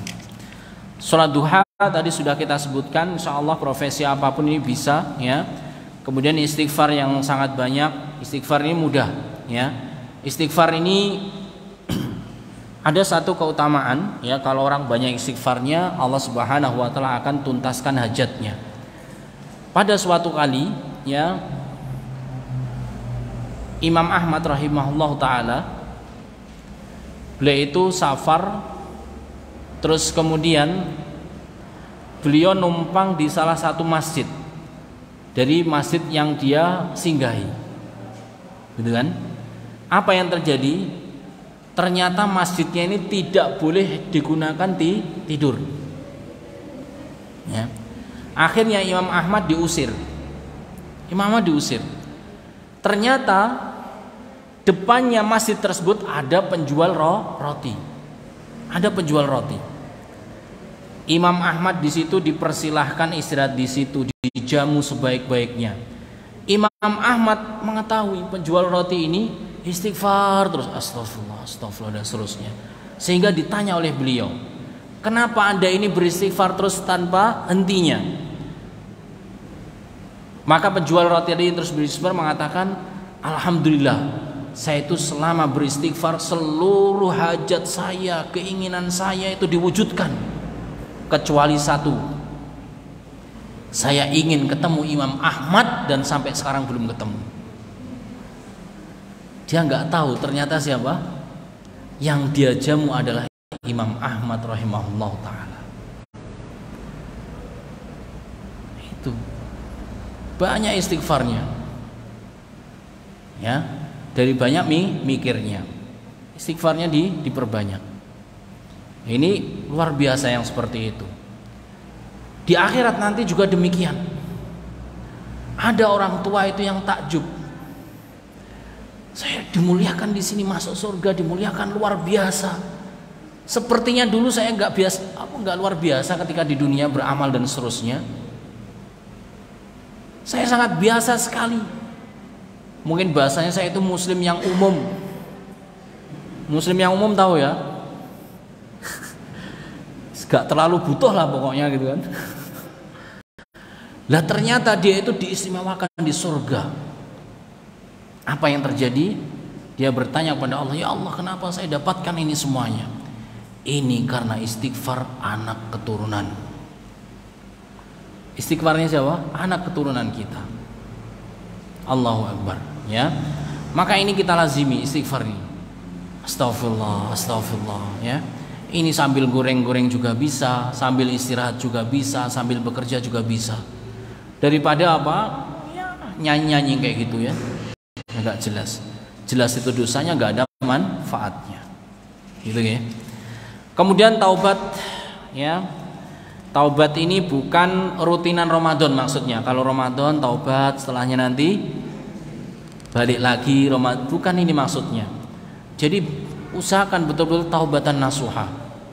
Kita muhasabah, kita temukan kekurangan-kekurangan kita, dosa-dosa kita akhiri pada bulan Ramadan tersebut. Kita bertobat pada Allah Subhanahu wa taala, minta diistiqomahkan. Ya. Taubat ini disebutkan oleh Rasulullah sallallahu alaihi wasallam ya. At-taubatu minadz-dzanbi kaman la dzanba lahu. Orang yang bertobat dari dosa, dia itu bersih seakan-akan tidak pernah melakukan perbuatan dosa. Bahkan disebutkan di akhir-akhir surat Al-Furqan, orang yang bertaubat, keburukan-keburukan yang dia lakukan ini berubah menjadi kebaikan-kebaikan. Allahu Akbar. Ya. Bahkan sungguh-sungguh niat bertaubat saja ini mendapatkan pengampunan dari Allah Subhanahu wa taala. Seperti kisahnya siapa? Seorang yang membunuh 100 orang. Ini sungguh-sungguh dia itu bertaubat, belum ke kampung sebelah melakukan sholat, infak dan seterusnya. tapi sudah diwafatkan oleh Allah. Apa yang terjadi? Dia diampuni oleh Allah dan dimasukkan ke dalam surga. Kemudian yang 11, melatih anak berpuasa. Ini penting. Memang gak ada namanya puasa duhur. Puasa duhur itu namanya puasa beduk itu ya. Ini mokel sebenarnya itu ya. Itu batal puasa. Tapi kalau latihan ini tidak mengapa. Ya. Mulai usia 7 tahun kalau bisa full. Ya. Salaf dahulu anaknya ini dikasih, kalau Ramadan dikasih mainan, panah-panahan atau apa, pedang-pedangan dan seterusnya. Ketika ngerengek nangis dikeluarkan mainan tersebut. Ketika ngerengek nangis dikeluarkan mainan tersebut sampai datangnya waktu maghrib. Ini kan. Kalau yang kecil belum bisa 3 tahun ya jangan, bertakwa kepada Allah ya. Nggak bisa ya, belum bisa. Tapi kalau sudah 7 tahun sampai 9 tahun ini sudah bisa. Ya. Yang punya bayi juga jangan diajak puasa. Wah, ini biar jadi anak soleh seperti Imam Syafi'i. Bayi berapa bulan nggak dikasih makanan, diajak sahur, habis itu diajak buka. Nah, ini nggak boleh. Ya, harus tahu fikihnya. Maksudnya anak di sini adalah anak yang menjelang balik. Ya. Bukan anak-anak kecil yang dia itu belum bisa seperti itu. Kemudian menjaga lisan dari dusta dan perkara-perkara kotor, ini sudah masyhur ya. Maka pahala seorang itu bisa terhapus. Ya, malam yada qala zur wal amala bihi falaisa lil hajatun fi an yada ta'ama wa syarabahu. Jadi enggak dapat pahala puasa karena dia itu melakukan perbuatan yang tercela. Memperbanyak sedekah ya, terutama adalah misalkan memberikan makan berbuka. Dia akan mendapatkan pahala seperti orang yang berbuka. Ya. Puasanya 30 hari tapi dia mendapatkan pahala 300. Kapan? Karena dia selama Ramadan ngasih 300 orang berbuka puasa. Ini ya. Taib, barakallahu fik. Kemudian tolong menolong dalam kebaikan, terutama adalah lingkungan keluarga. Ya, membangunkan istrinya, membangunkan suaminya untuk menunaikan sholat lail, untuk sahur, ya, dan seterusnya ibadah-ibadah yang lainnya. Dan ini ciri dari pasangan yang sakinah mawaddah warahmah, yang diberikan oleh Allah Subhanahu wa taala curahan rahmat. Siapa itu dan kapan itu? Tatkala suami mengingatkan istrinya, istri mengingatkan suaminya. Ya. Jangan digelari rewel, ya. Wah, istri rewel, suami rewel gitu ya. Jangan. Kalau ajakan itu kebaikan maka kita terima. Ini adalah ajakan sakinah mawaddah warahmah. Kemudian menegakkan amar ma'ruf nahi mungkar, penting, terutama adalah para pengajar, orang tua, ya. Ketika melihatan kemungkaran maka ini dicegah. Ya, dicegah. Ketika melihat ma'ruf tapi tidak dilakukan maka diperintahkan. 16, saling berikan nasihat kebenaran, ini juga penting ya. Tidak hanya bulan Ramadan tapi Ramadan ini sangat ditekankan. Ya. Nasihat itu diberikan kepada orang yang mungkin lalai, ya. Seperti buku ini adalah nasihat. Fadzakir fa inna dzikratan fa'al mu'minin. Aslinya antum juga tahu ini semuanya. Tapi ini sebagai apa? Dzikra. Ya, tanfa'ul mu'minin, insyaallah bermanfaat bagi orang-orang yang beriman. Kemudian menyantuni yatim dan duafa. Ini tidak hanya di bulan Ramadan, tapi seandainya Ramadan ditunaikan maka ini juga mulia. Ya. Menuntut ilmu ini kalau bisa tetap ada. Ya. Majelis-majelis taklim ini tetap ada. Kalau misalkan ada kegiatan buka bersama di sini ada ya. 30 hari ya, full ya. Ini kalau bisa diiringi sebelumnya dengan apa? Kegiatan taklim ini. Jadi gak hanya kegiatan apa nunggu berbuka. Ya. Atau bisa juga setelah tarawih misalkan cukup 1/4 jam ada taklim, monggo. Kapan dilakukan ini juga bisa. Menyegerakan berbuka tadi sudah kita sebutkan ya. Kemudian memberikan makan pada orang yang puasa sudah kita sebutkan. Iktikaf juga sudah, menghidupkan 10 malam terakhir. Sudah mencari Lailatul Qadar, ini perlu kita sampaikan ya. Mencari malam Lailatul Qadar tidak harus ada di masjid. Ya. Jadi ibu-ibu misalkan ummahat yang berhalangan untuk sholat dan seterusnya, maka ini juga bisa mendapatkan malam Lailatul Qadar. Di mana? Di rumah-rumah mereka. Ya, dengan melakukan ketaatan-ketaatan yang diperbolehkan baginya. Dan malam Lailatul Qadar ini dimulai kapan? Setelah matahari tenggelam atau setelah maghrib sampai nanti sebelum datangnya subuh, ya. Bisa dengan sedekah, bisa dengan mengajarkan ilmu, bisa dengan amar ma'ruf nahi munkar, amalan-amalan yang kita sebutkan tadi, ya. Tidak harus berada di masjid. Namun kalau di masjid ini lebih utama karena dia itu fokus. Ini kan fokus yang dilihat. Coba kalau di masjid antum melihat apa? Mushaf, buku, sajadah, ya, tempat wudhu, kayak gitu, berkaitan dengan ibadah-ibadah. Tapi kalau di rumah, tengok dikit lihat istri, tengok dikit lihat anak, tengok dikit lihat dapur, tengok dikit lihat, jadi kesibukan-kesibukan selain ibadah-ibadah yang utama ini. Ini ya. Maka Lailatul Qadar ini bisa didapatkan, ya, bagi siapapun. Selama di malam tersebut dia tidak tidur saja, tapi melakukan kebaikan-kebaikan. Kemudian silaturahmi ini sebenarnya tidak hanya di bulan Ramadan atau ketika hari raya, namun seandainya memang tidak ada waktu yang lebih longgar dari waktu-waktu tersebut, maka ini segera ditunaikan, ya. Taib yang terakhir kita bacakan, ya, nasihat berharga bulan Ramadan dari Syekh Abdul Aziz bin Baz. Ya, ini ada pertanyaan, apakah nasihat yang tepat disampaikan kepada kaum muslimin ketika bulan Ramadan, ya? Jawaban, bismillahirrahmanirrahim. Wassallallahu wasallam ala Rasulillah wa ala alihi washabihi wa man ihtada bihudahu amma ba'd. Beliau kemudian menyampaikan, saya wasiatkan kepada saudaraku kaum muslimin dimanapun berada untuk senantiasa bertakwa kepada Allah bertepatan dengan bulan Ramadan ini.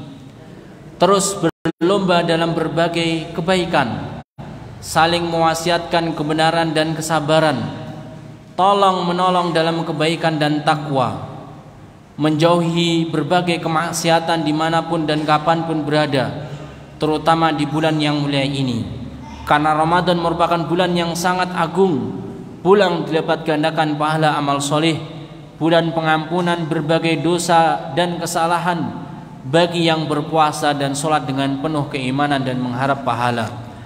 Berdasarkan sabda Rasulullah, idza dakhala Ramadan futihat abwabul jannah wa ghulliqat abwabun nar wa sulsilatis syayatin.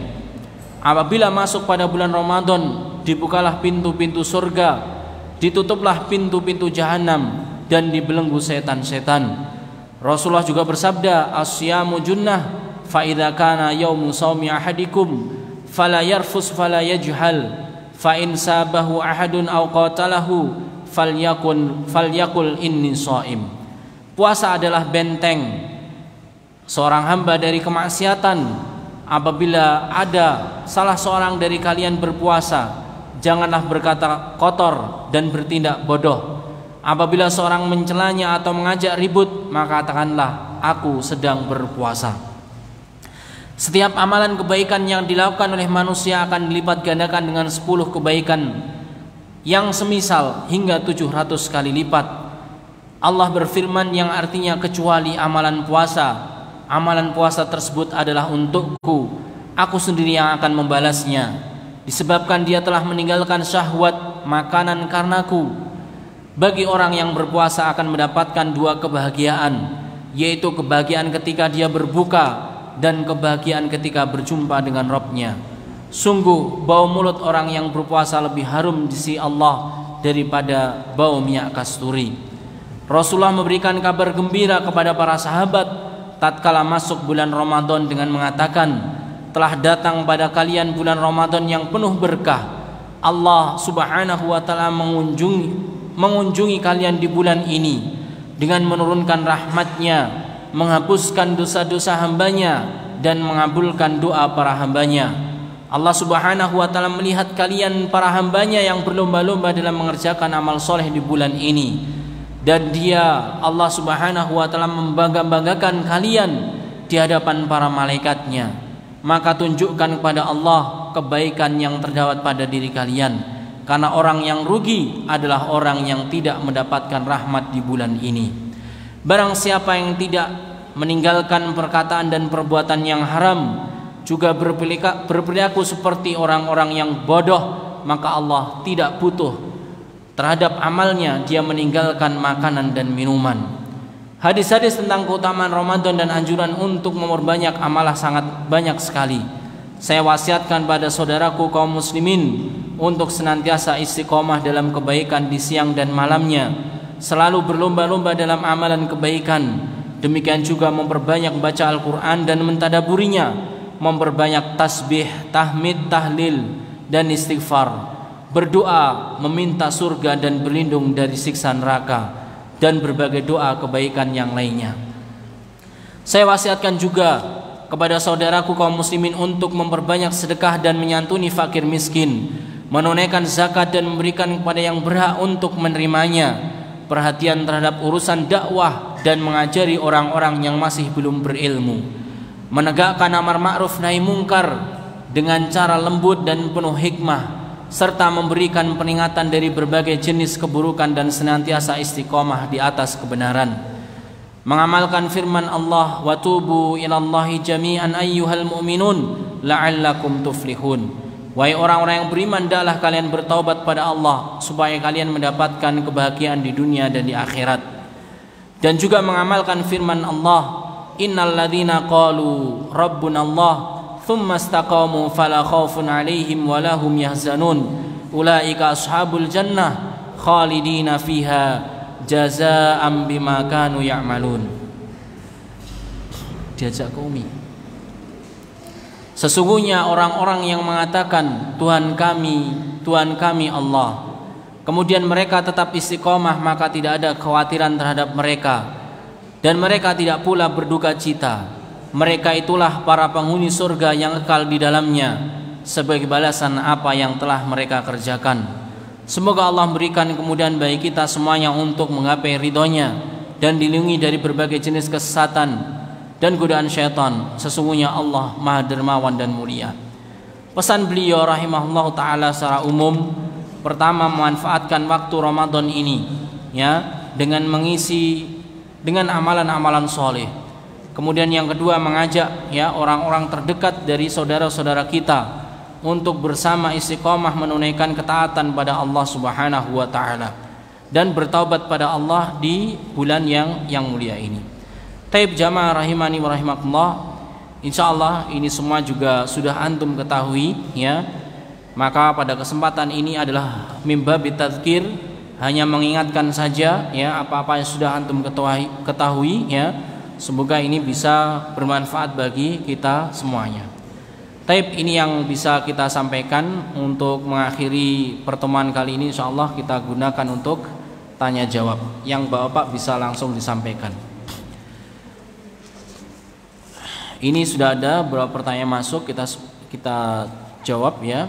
Sholat tarawih dan witir kemudian tidur bangun sholat malam lagi, boleh tidak? Jawabannya boleh ya.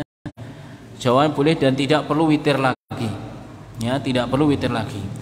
Kecuali di bulan Ramadan, sebentar ya. Jadi sholat lail di bulan-bulan biasa selain Ramadan itu juga boleh setelah sholat Isya. Ya, setelah sholat Isya.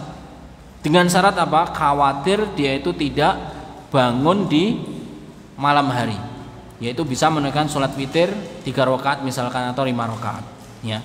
Kalau misalkan ini terkait dengan sholat tarawih, misalkan malam ba'da isya sudah ngikuti di masjid, malamnya dia boleh melakukan sholat lail tanpa menutupnya dengan witir ya. Karena witir itu hanya sekali di satu malam ya. Wallahu alam, tadi yang terbaik sudah kita sebutkan, ikut bersama imam sampai selesai ya, karena diberikan pahala yang sempurna. Kemudian di malam hari dia bisa melakukan ibadah yang lainnya ya, tidak harus sholat lagi.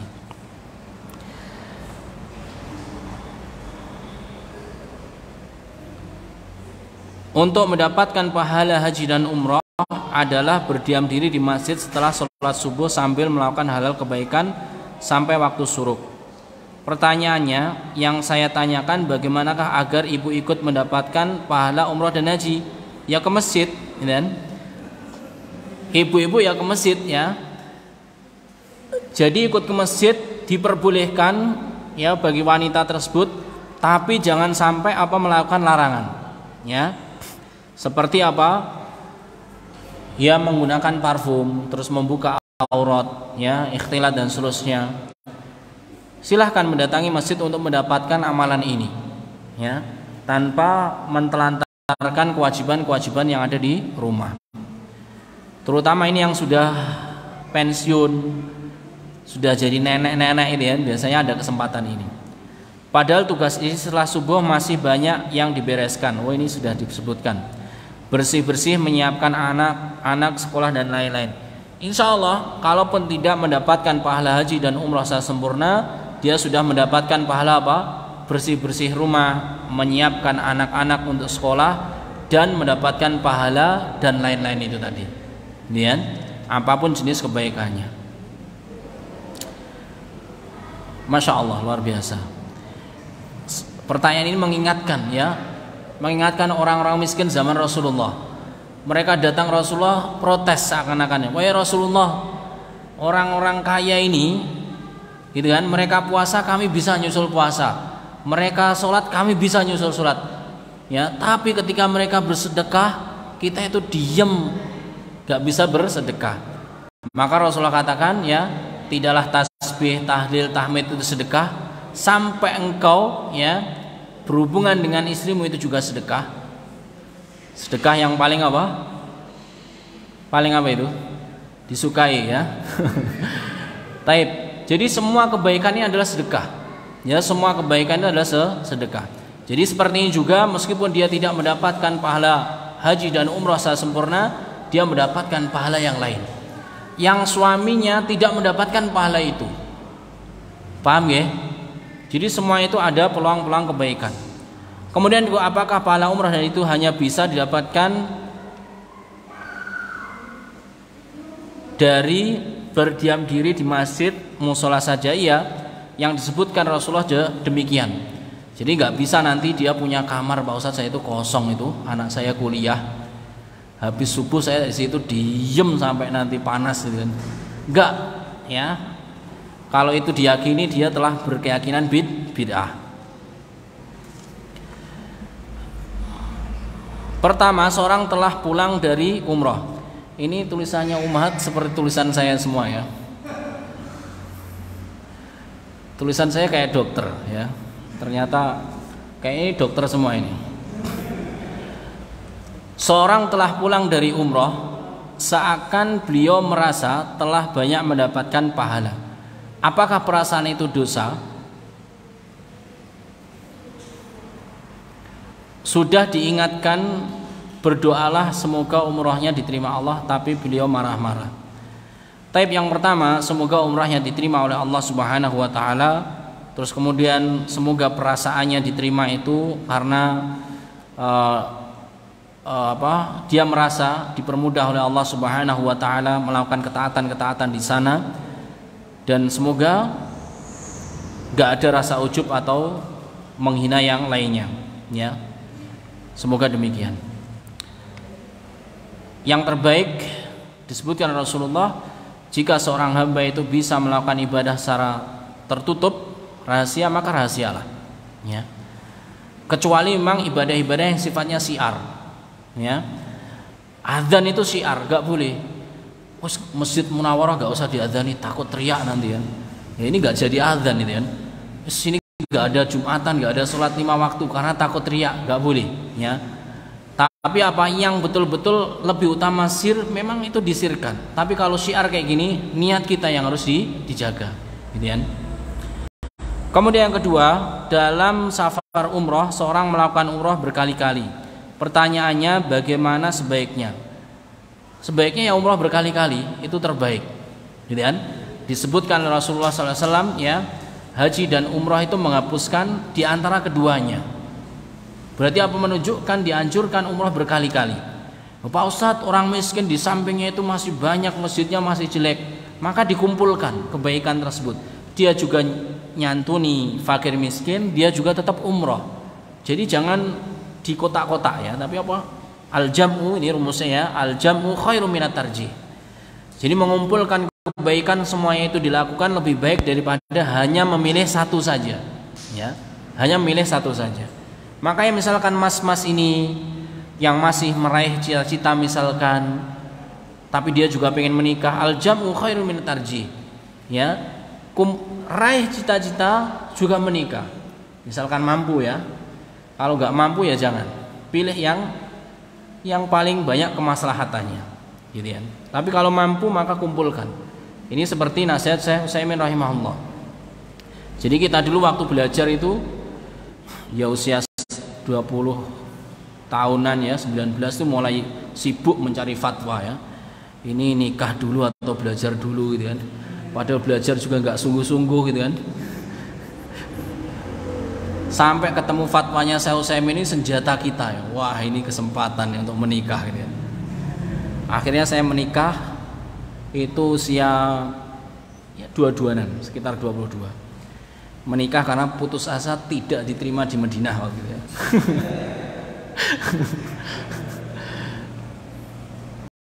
Hasilnya setelah kuliah saya itu bawa 2 anak gitu. Kuliah di Jakarta. Jadi biasakan ya pakai kaidah itu al-jam'u khairu minat tarjih. Ya, mengumpulkan ibadah baik-baik semua itu lebih baik daripada memilih satu saja. Wah, Ustadz saya itu lebih baik memberikan ibu atau memberikan istri saya. Diberikan semua. Uangnya 1 juta, ibunya misalkan 300 ribu, misalkan ya, istrinya dikasih 700. Jangan tarjih, ibuku aja 1 juta semua atau istriku aja 1 juta semua. Gitu kan? Ustadz lebih baik mana? Saya itu sholat berjamaah, ya toh? Atau saya misalkan memberi sedekah. Ya sholat berjamaah pulangnya ngasih sedekah, itu kan juga bisa, ya. Jadi biasakan al-jam'u khairun minat tarjih, ya. Jadi mengumpulkan kebaikan-kebaikan daripada memilih salah satunya. Andainya umroh lagi bolehkah mikotnya dari hotel? Oh, ini kalau 1 kali safar, maka ini perselisihan para ulama. Ada yang menyebutkan 1 kali safar dia itu 1 kali umroh. Adapun yang memperbolehkan ini berdasarkan kisahnya Aisyah ketika beliau itu berhalangan, kemudian beliau tidak melakukan manasik, tapi setelah beliau suci diperintahkan Rasulullah untuk keluar ke Masjid Aisyah atau disebut sebagai Tan'im, gitu kan. Nah, biasanya jamaah umroh berdasarkan hadis ini dia tahalul, besoknya umroh lagi ke Tan'im, besoknya umroh lagi, gitu kan. Jadi sehari itu bisa 5 kali, ya. Untuk mertua 2, ayah sendiri 2, jadi bayar 1 bisa untuk 10 orang, gitu kan. Ini ada ulama yang memperbolehkan, tapi syaratnya ketat sebenarnya yang bolehkan itu ya. Syaratnya memang tidak ada kemungkinan dia itu bisa ke sana lagi, gitu ya. Tapi kalau masih muda, rezekinya insya Allah dia masih bekerja keras bisa ke sana lagi, ini kalau bisa sekali saja. Ya, karena yang membolehkan ini juga ada syaratnya. Ada kemungkinan dia itu tidak bisa ke sana lagi. Ya, misalkan dia memang penghasilannya sangat sedikit sekali, bisa umroh saja mengumpulkan dari usia 17 tahun sampai 50 tahun misalkan gitu kan. Dan seterusnya. Harus dapat waris ketika umroh ini gitu kan. Kan waris nggak bisa ke tetangganya loh Mas ya. Waris ya orang, "Pak, aku pengen warisan tanggamu," nggak bisa ya. Kemudian ini pertanyaan yang terakhir ditulis, jika harus sholat witir dengan imam, bagaimana jika sholat tarawehnya imam lebih dari 20 rakaat? Sedangkan saya biasa sholat taraweh 8 rakaat, ya tinggal pilih 8 rakaat gitu kan. Paham nggak? Tadi ketika bahas sholat taraweh kita sebutkan apa? Pilih yang tumakninah. Termasuk di dalamnya ini ya, tumakninah kalau misalkan 11 rakaat itu lebih baik, ya. Wallahu a'lam, saya berpendapat seperti itu dan juga sesuai dengan beberapa ulama yang berpendapat seperti itu, karena Rasulullah sendiri berdasarkan persaksian Aisyah radhiyallahu taala anha, beliau mengatakan Rasulullah itu enggak di Ramadan atau di luar Ramadan, apa kata beliau? Tidak pernah lebih dari 11 atau 13 rakaat. Ini yang disaksikan Aisyah radhiyallahu taala anha. Meskipun ada sebagian yang mengatakan boleh lebih berdasarkan sholatul lail mathna. gitu kan. Salat lail itu terus 2 rakaat, Rasulullah tidak menyebutkan sampai 11 atau 13 rakaat. Tapi untuk menggabungkan keduanya, ya, pertama untuk jumlah rakaatnya berdasarkan hadis Aisyah tadi, 11 atau 13, tidak lebih. Adapun masna-masna ini tata caranya, gitu kan? 2 rakaat salam dan seterusnya. Itu untuk menggabungkan. Wallahu ta'ala, saya lebih milih yang seperti itu. Taib barakallahu fik, ini pertanyaan yang datang dari Ummahat sudah selesai. Mungkin ada tambahan pertanyaan? Monggo.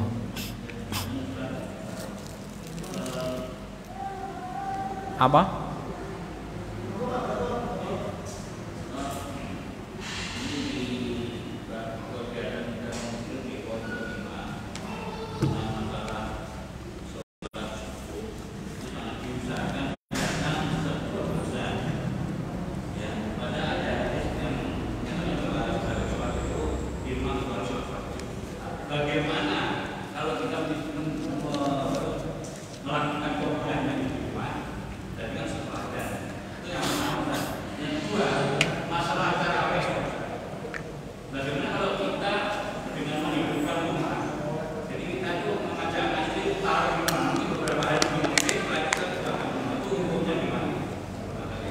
Taib barakallahu fik. Yang pertama terkait dengan datang sebelum adzan, ya. Taib barakallahu fik, disebutkan oleh Rasulullah sallallahu alaihi wasallam bahwasanya salat yang paling utama, salat sunnah itu berada di rumah, ya, berada di rumah. Tadi kita sebutkan kalau bisa itu bersegera di masjid, ya. Maksudnya di sini adalah ada keutamaan-keutamaan lain yang mungkin akan dia dapatkan ketika bersegera di masjid, ya. Artinya jangan sampai dia itu terlambat, ya, ke masjidnya, ya. Jangan sampai dia terlambat. Kalau dia bersegera ke masjid, ya, tentunya banyak sekali amalan-amalan sunnah yang dia lakukan. Tapi kalau seandainya memang dengan sholatnya sunnah dia di rumah, kemudian tidak ketinggalan jamaah di masjid, maka ini juga baik, ya. Misalkan rumahnya memang samping masjid, ya, atau perjalanan yang bisa ditempuh dengan jalan kaki dan seterusnya, sehingga dia itu nggak ketinggalan sunah-sunah ketika masuk dalam masjid, maka itu lebih utama. Tapi bagi orang-orang yang memang nanti berpotensi ketinggalan ketika sholat di rumah, maka ini lebih baik bersegera untuk ke masjid, gitu, ya. Kemudian yang kedua terkait dengan sholat tarawih, menghidupkan sholat tarawih di rumah, ya, seperti masa pandemi, gitu, ya. Bagaimana? Jawabnya boleh, ya. Jawabnya boleh dan sah, ya. Akan tetapi, ya, ini tidak mendapatkan keutamaan yang disebutkan siapa tadi? Rasulullah, ya, mengikuti imam. Imam yang dimaksud adalah imam yang ada di masjid, gitu, ya. Jadi dia sah dan juga mendapatkan man qoma ramadhana imanan wa ihtisaban. Tapi fadilah yang lain dia tidak mendapatkannya, ya. Kalau memang mendesak karena dia safar, karena dia memang qadarullah ada tamu keluarga yang datang dan dia nggak bisa ke masjid, silahkan, ya, dia lakukan sholat bersama keluarganya tersebut, gitu, ya. Wallahu taala alam. Ya.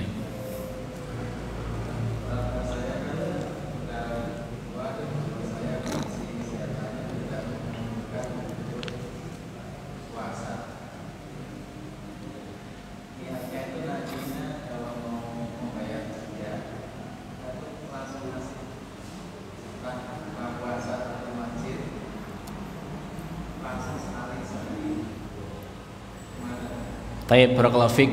Saya ulangi pertanyaannya. Orang yang sudah tua renta tidak mampu untuk menunaikan puasa, bagaimana fidyahnya? Apakah diberikan iftar di masjid langsung atau bertahap, gitu, ya? Yang pertama terkait dengan orang sakitnya.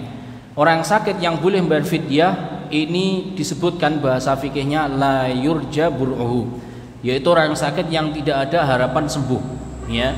Orang tua renta, gak mungkin kan kembali muda, kembali sehat, ya. Maka dia itu diperbolehkan membayar fidyah. Fidyah itu ada ketentuannya, ta'amu miskin, ya. Fidyah itu makanan bagi orang miskin. Kira-kira kalau diberikan ketika iftar, pas no mboten?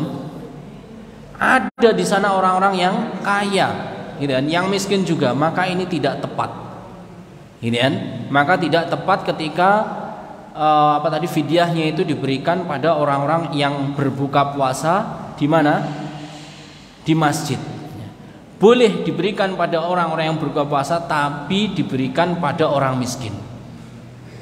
Biar dapat pahala itu juga. Ini diperbolehkan.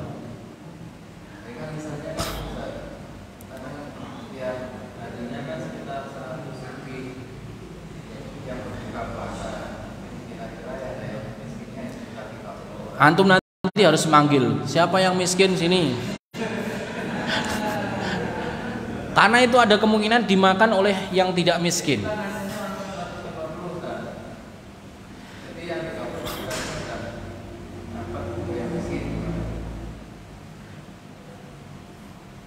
Yaitu menyulitkan ya.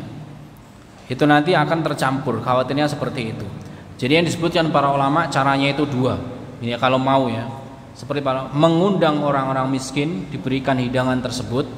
Yang kedua memberikan bahan pokok pada orang miskin untuk fidyah tersebut.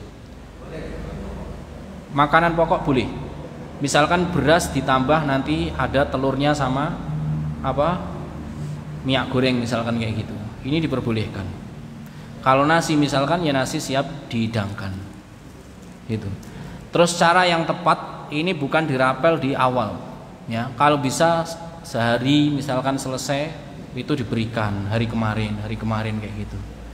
Bukan dirapel di depan karena dia juga belum menjalani 30 hari tersebut.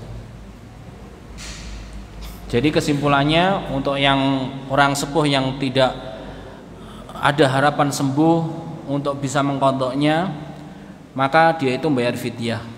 Fidyah itu sehari 1 kali makan orang miskin ya. Bisa diberikan langsung berupa bahan pokok atau makanan siap saji.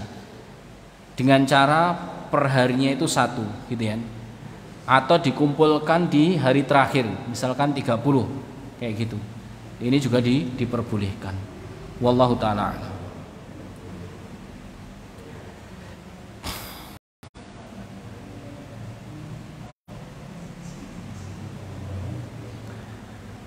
Sampun ya, insyaallah kita satu lagi.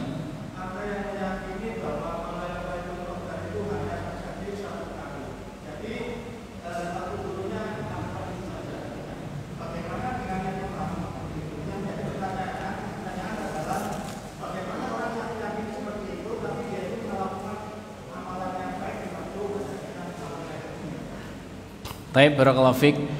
Memang ada keyakinan orang yang mengatakan Lailatul Qadar itu sekali saja ya, ketika Al-Qur'an itu diturunkan. Setelah itu enggak ada, setelahnya sampai hari kiamat itu malam Lailatul Qadar lagi. Maka keyakinan ini keliru ya. Lailatul Qadar ini berhubungan dengan 10 malam terakhir di bulan Ramadan. Sangat banyak sekali hadis-hadis yang menjelaskan tentang adanya Lailatul Qadar di tiap bulan Ramadan. Seperti Rasulullah menyebutkan taharru ya Lailatul Qadri fi asril awakhir. Carilah malam Lailatul Qadar di malam-malam 10 terakhir. Lebih khusus malam ganjil, lebih khusus malam 25, lebih khusus 27 dan seterusnya. Ini menunjukkan ya bahwasanya malam Lailatul Qadar itu memang ada di tiap-tiap bulan Ramadan. Tapi kalau ada orang yang berkeyakinan keliru, Lailatul Qadar itu cuma sekali waktu turunnya Al-Qur'an dan dia melakukan kebaikan ya pada malam Lailatul Qadar yang dia yakini tidak ada, apakah amalannya juga mendapatkan malam Lailatul Qadar? Maka ini dipisahkan ya. Kekeliruannya dia, keyakinan tersebut mendapatkan dosa. Paham ya? Karena dia keyakinan yang keliru, dia tersalahkan di situ.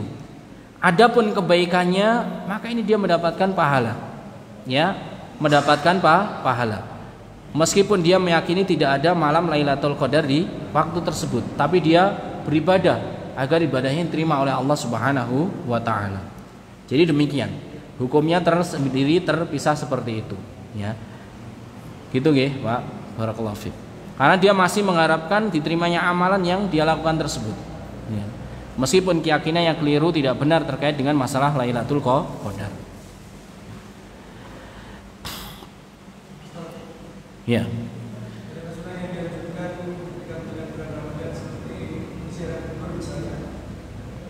Ya, taib.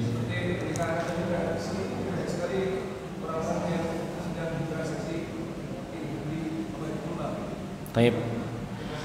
Ada keamalan sunnah menjelang Ramadan seperti ziarah kubur dengan beli bunga dan seterusnya? Maka jawabannya ada dan tidak seperti itu. Sunnahnya menyambut bulan Ramadan adalah dengan kegembiraan, ya, kegembiraan seperti Rasulullah mengabarkan kabar gembira kepada para sahabatnya. Gembira karena ini ada musim ketaatan, musim maghfirah, musim rahmah, musim berkah. Kita bergembira menghadirkan di dalam diri kita kegembiraan tersebut. Adapun amalan-amalan yang sifatnya khusus ini tidak ada. Bahkan Rasulullah itu melarang, ya, menyambut Ramadan dengan puasa, ya. Ada kan larangannya, janganlah kamu puasa, ya, sehari 2 hari sebelum bulan Ramadan, ya. Dengan ketaatan loh, puasa loh, ini tersalahkan, ini dilarang. Apalagi dengan perbuatan-perbuatan yang selainnya, ya. Jadi wallahu taala alam, ada sunnahnya menyambut Ramadan yaitu dengan bergembira datangnya bulan Ramadan tersebut. Tapi adapun yang lainnya seperti apa tadi, berziarah dan seterusnya, kirim doa, maka ini tidak ada sunnahnya. Taib, barakallahu fiik, ini yang kita bahas pada pertemuan kali ini. Semoga kita dipertemukan oleh Allah Subhanahu wa taala di bulan Ramadan, diberikan taufik oleh Allah Subhanahu wa taala di bulan Ramadan tersebut untuk beramal soleh, ya, melakukan ketaatan, kebaikan dengan penuh keikhlasan. Semoga kita mendapatkan maghfirah, rahmah dan berkah Allah Subhanahu wa taala, dan kita semuanya dijadikan istiqomah oleh Allah Subhanahu wa taala seperti bulan Ramadan di bulan-bulan yang lainnya. Aku qouli hadza wa astaghfirullah li wa lakum wa lisairil muslimin wal muslimat innahu wal ghafurur rahim. Wa sallallahu ala nabiyyina Muhammad wa ala alihi wa sahbihi wa man tabi'ahum bi ihsanin ila yaumiddin. Wa akhiru da'wana anil hamdulillahi rabbil alamin. Wassalamualaikum warahmatullahi wabarakatuh.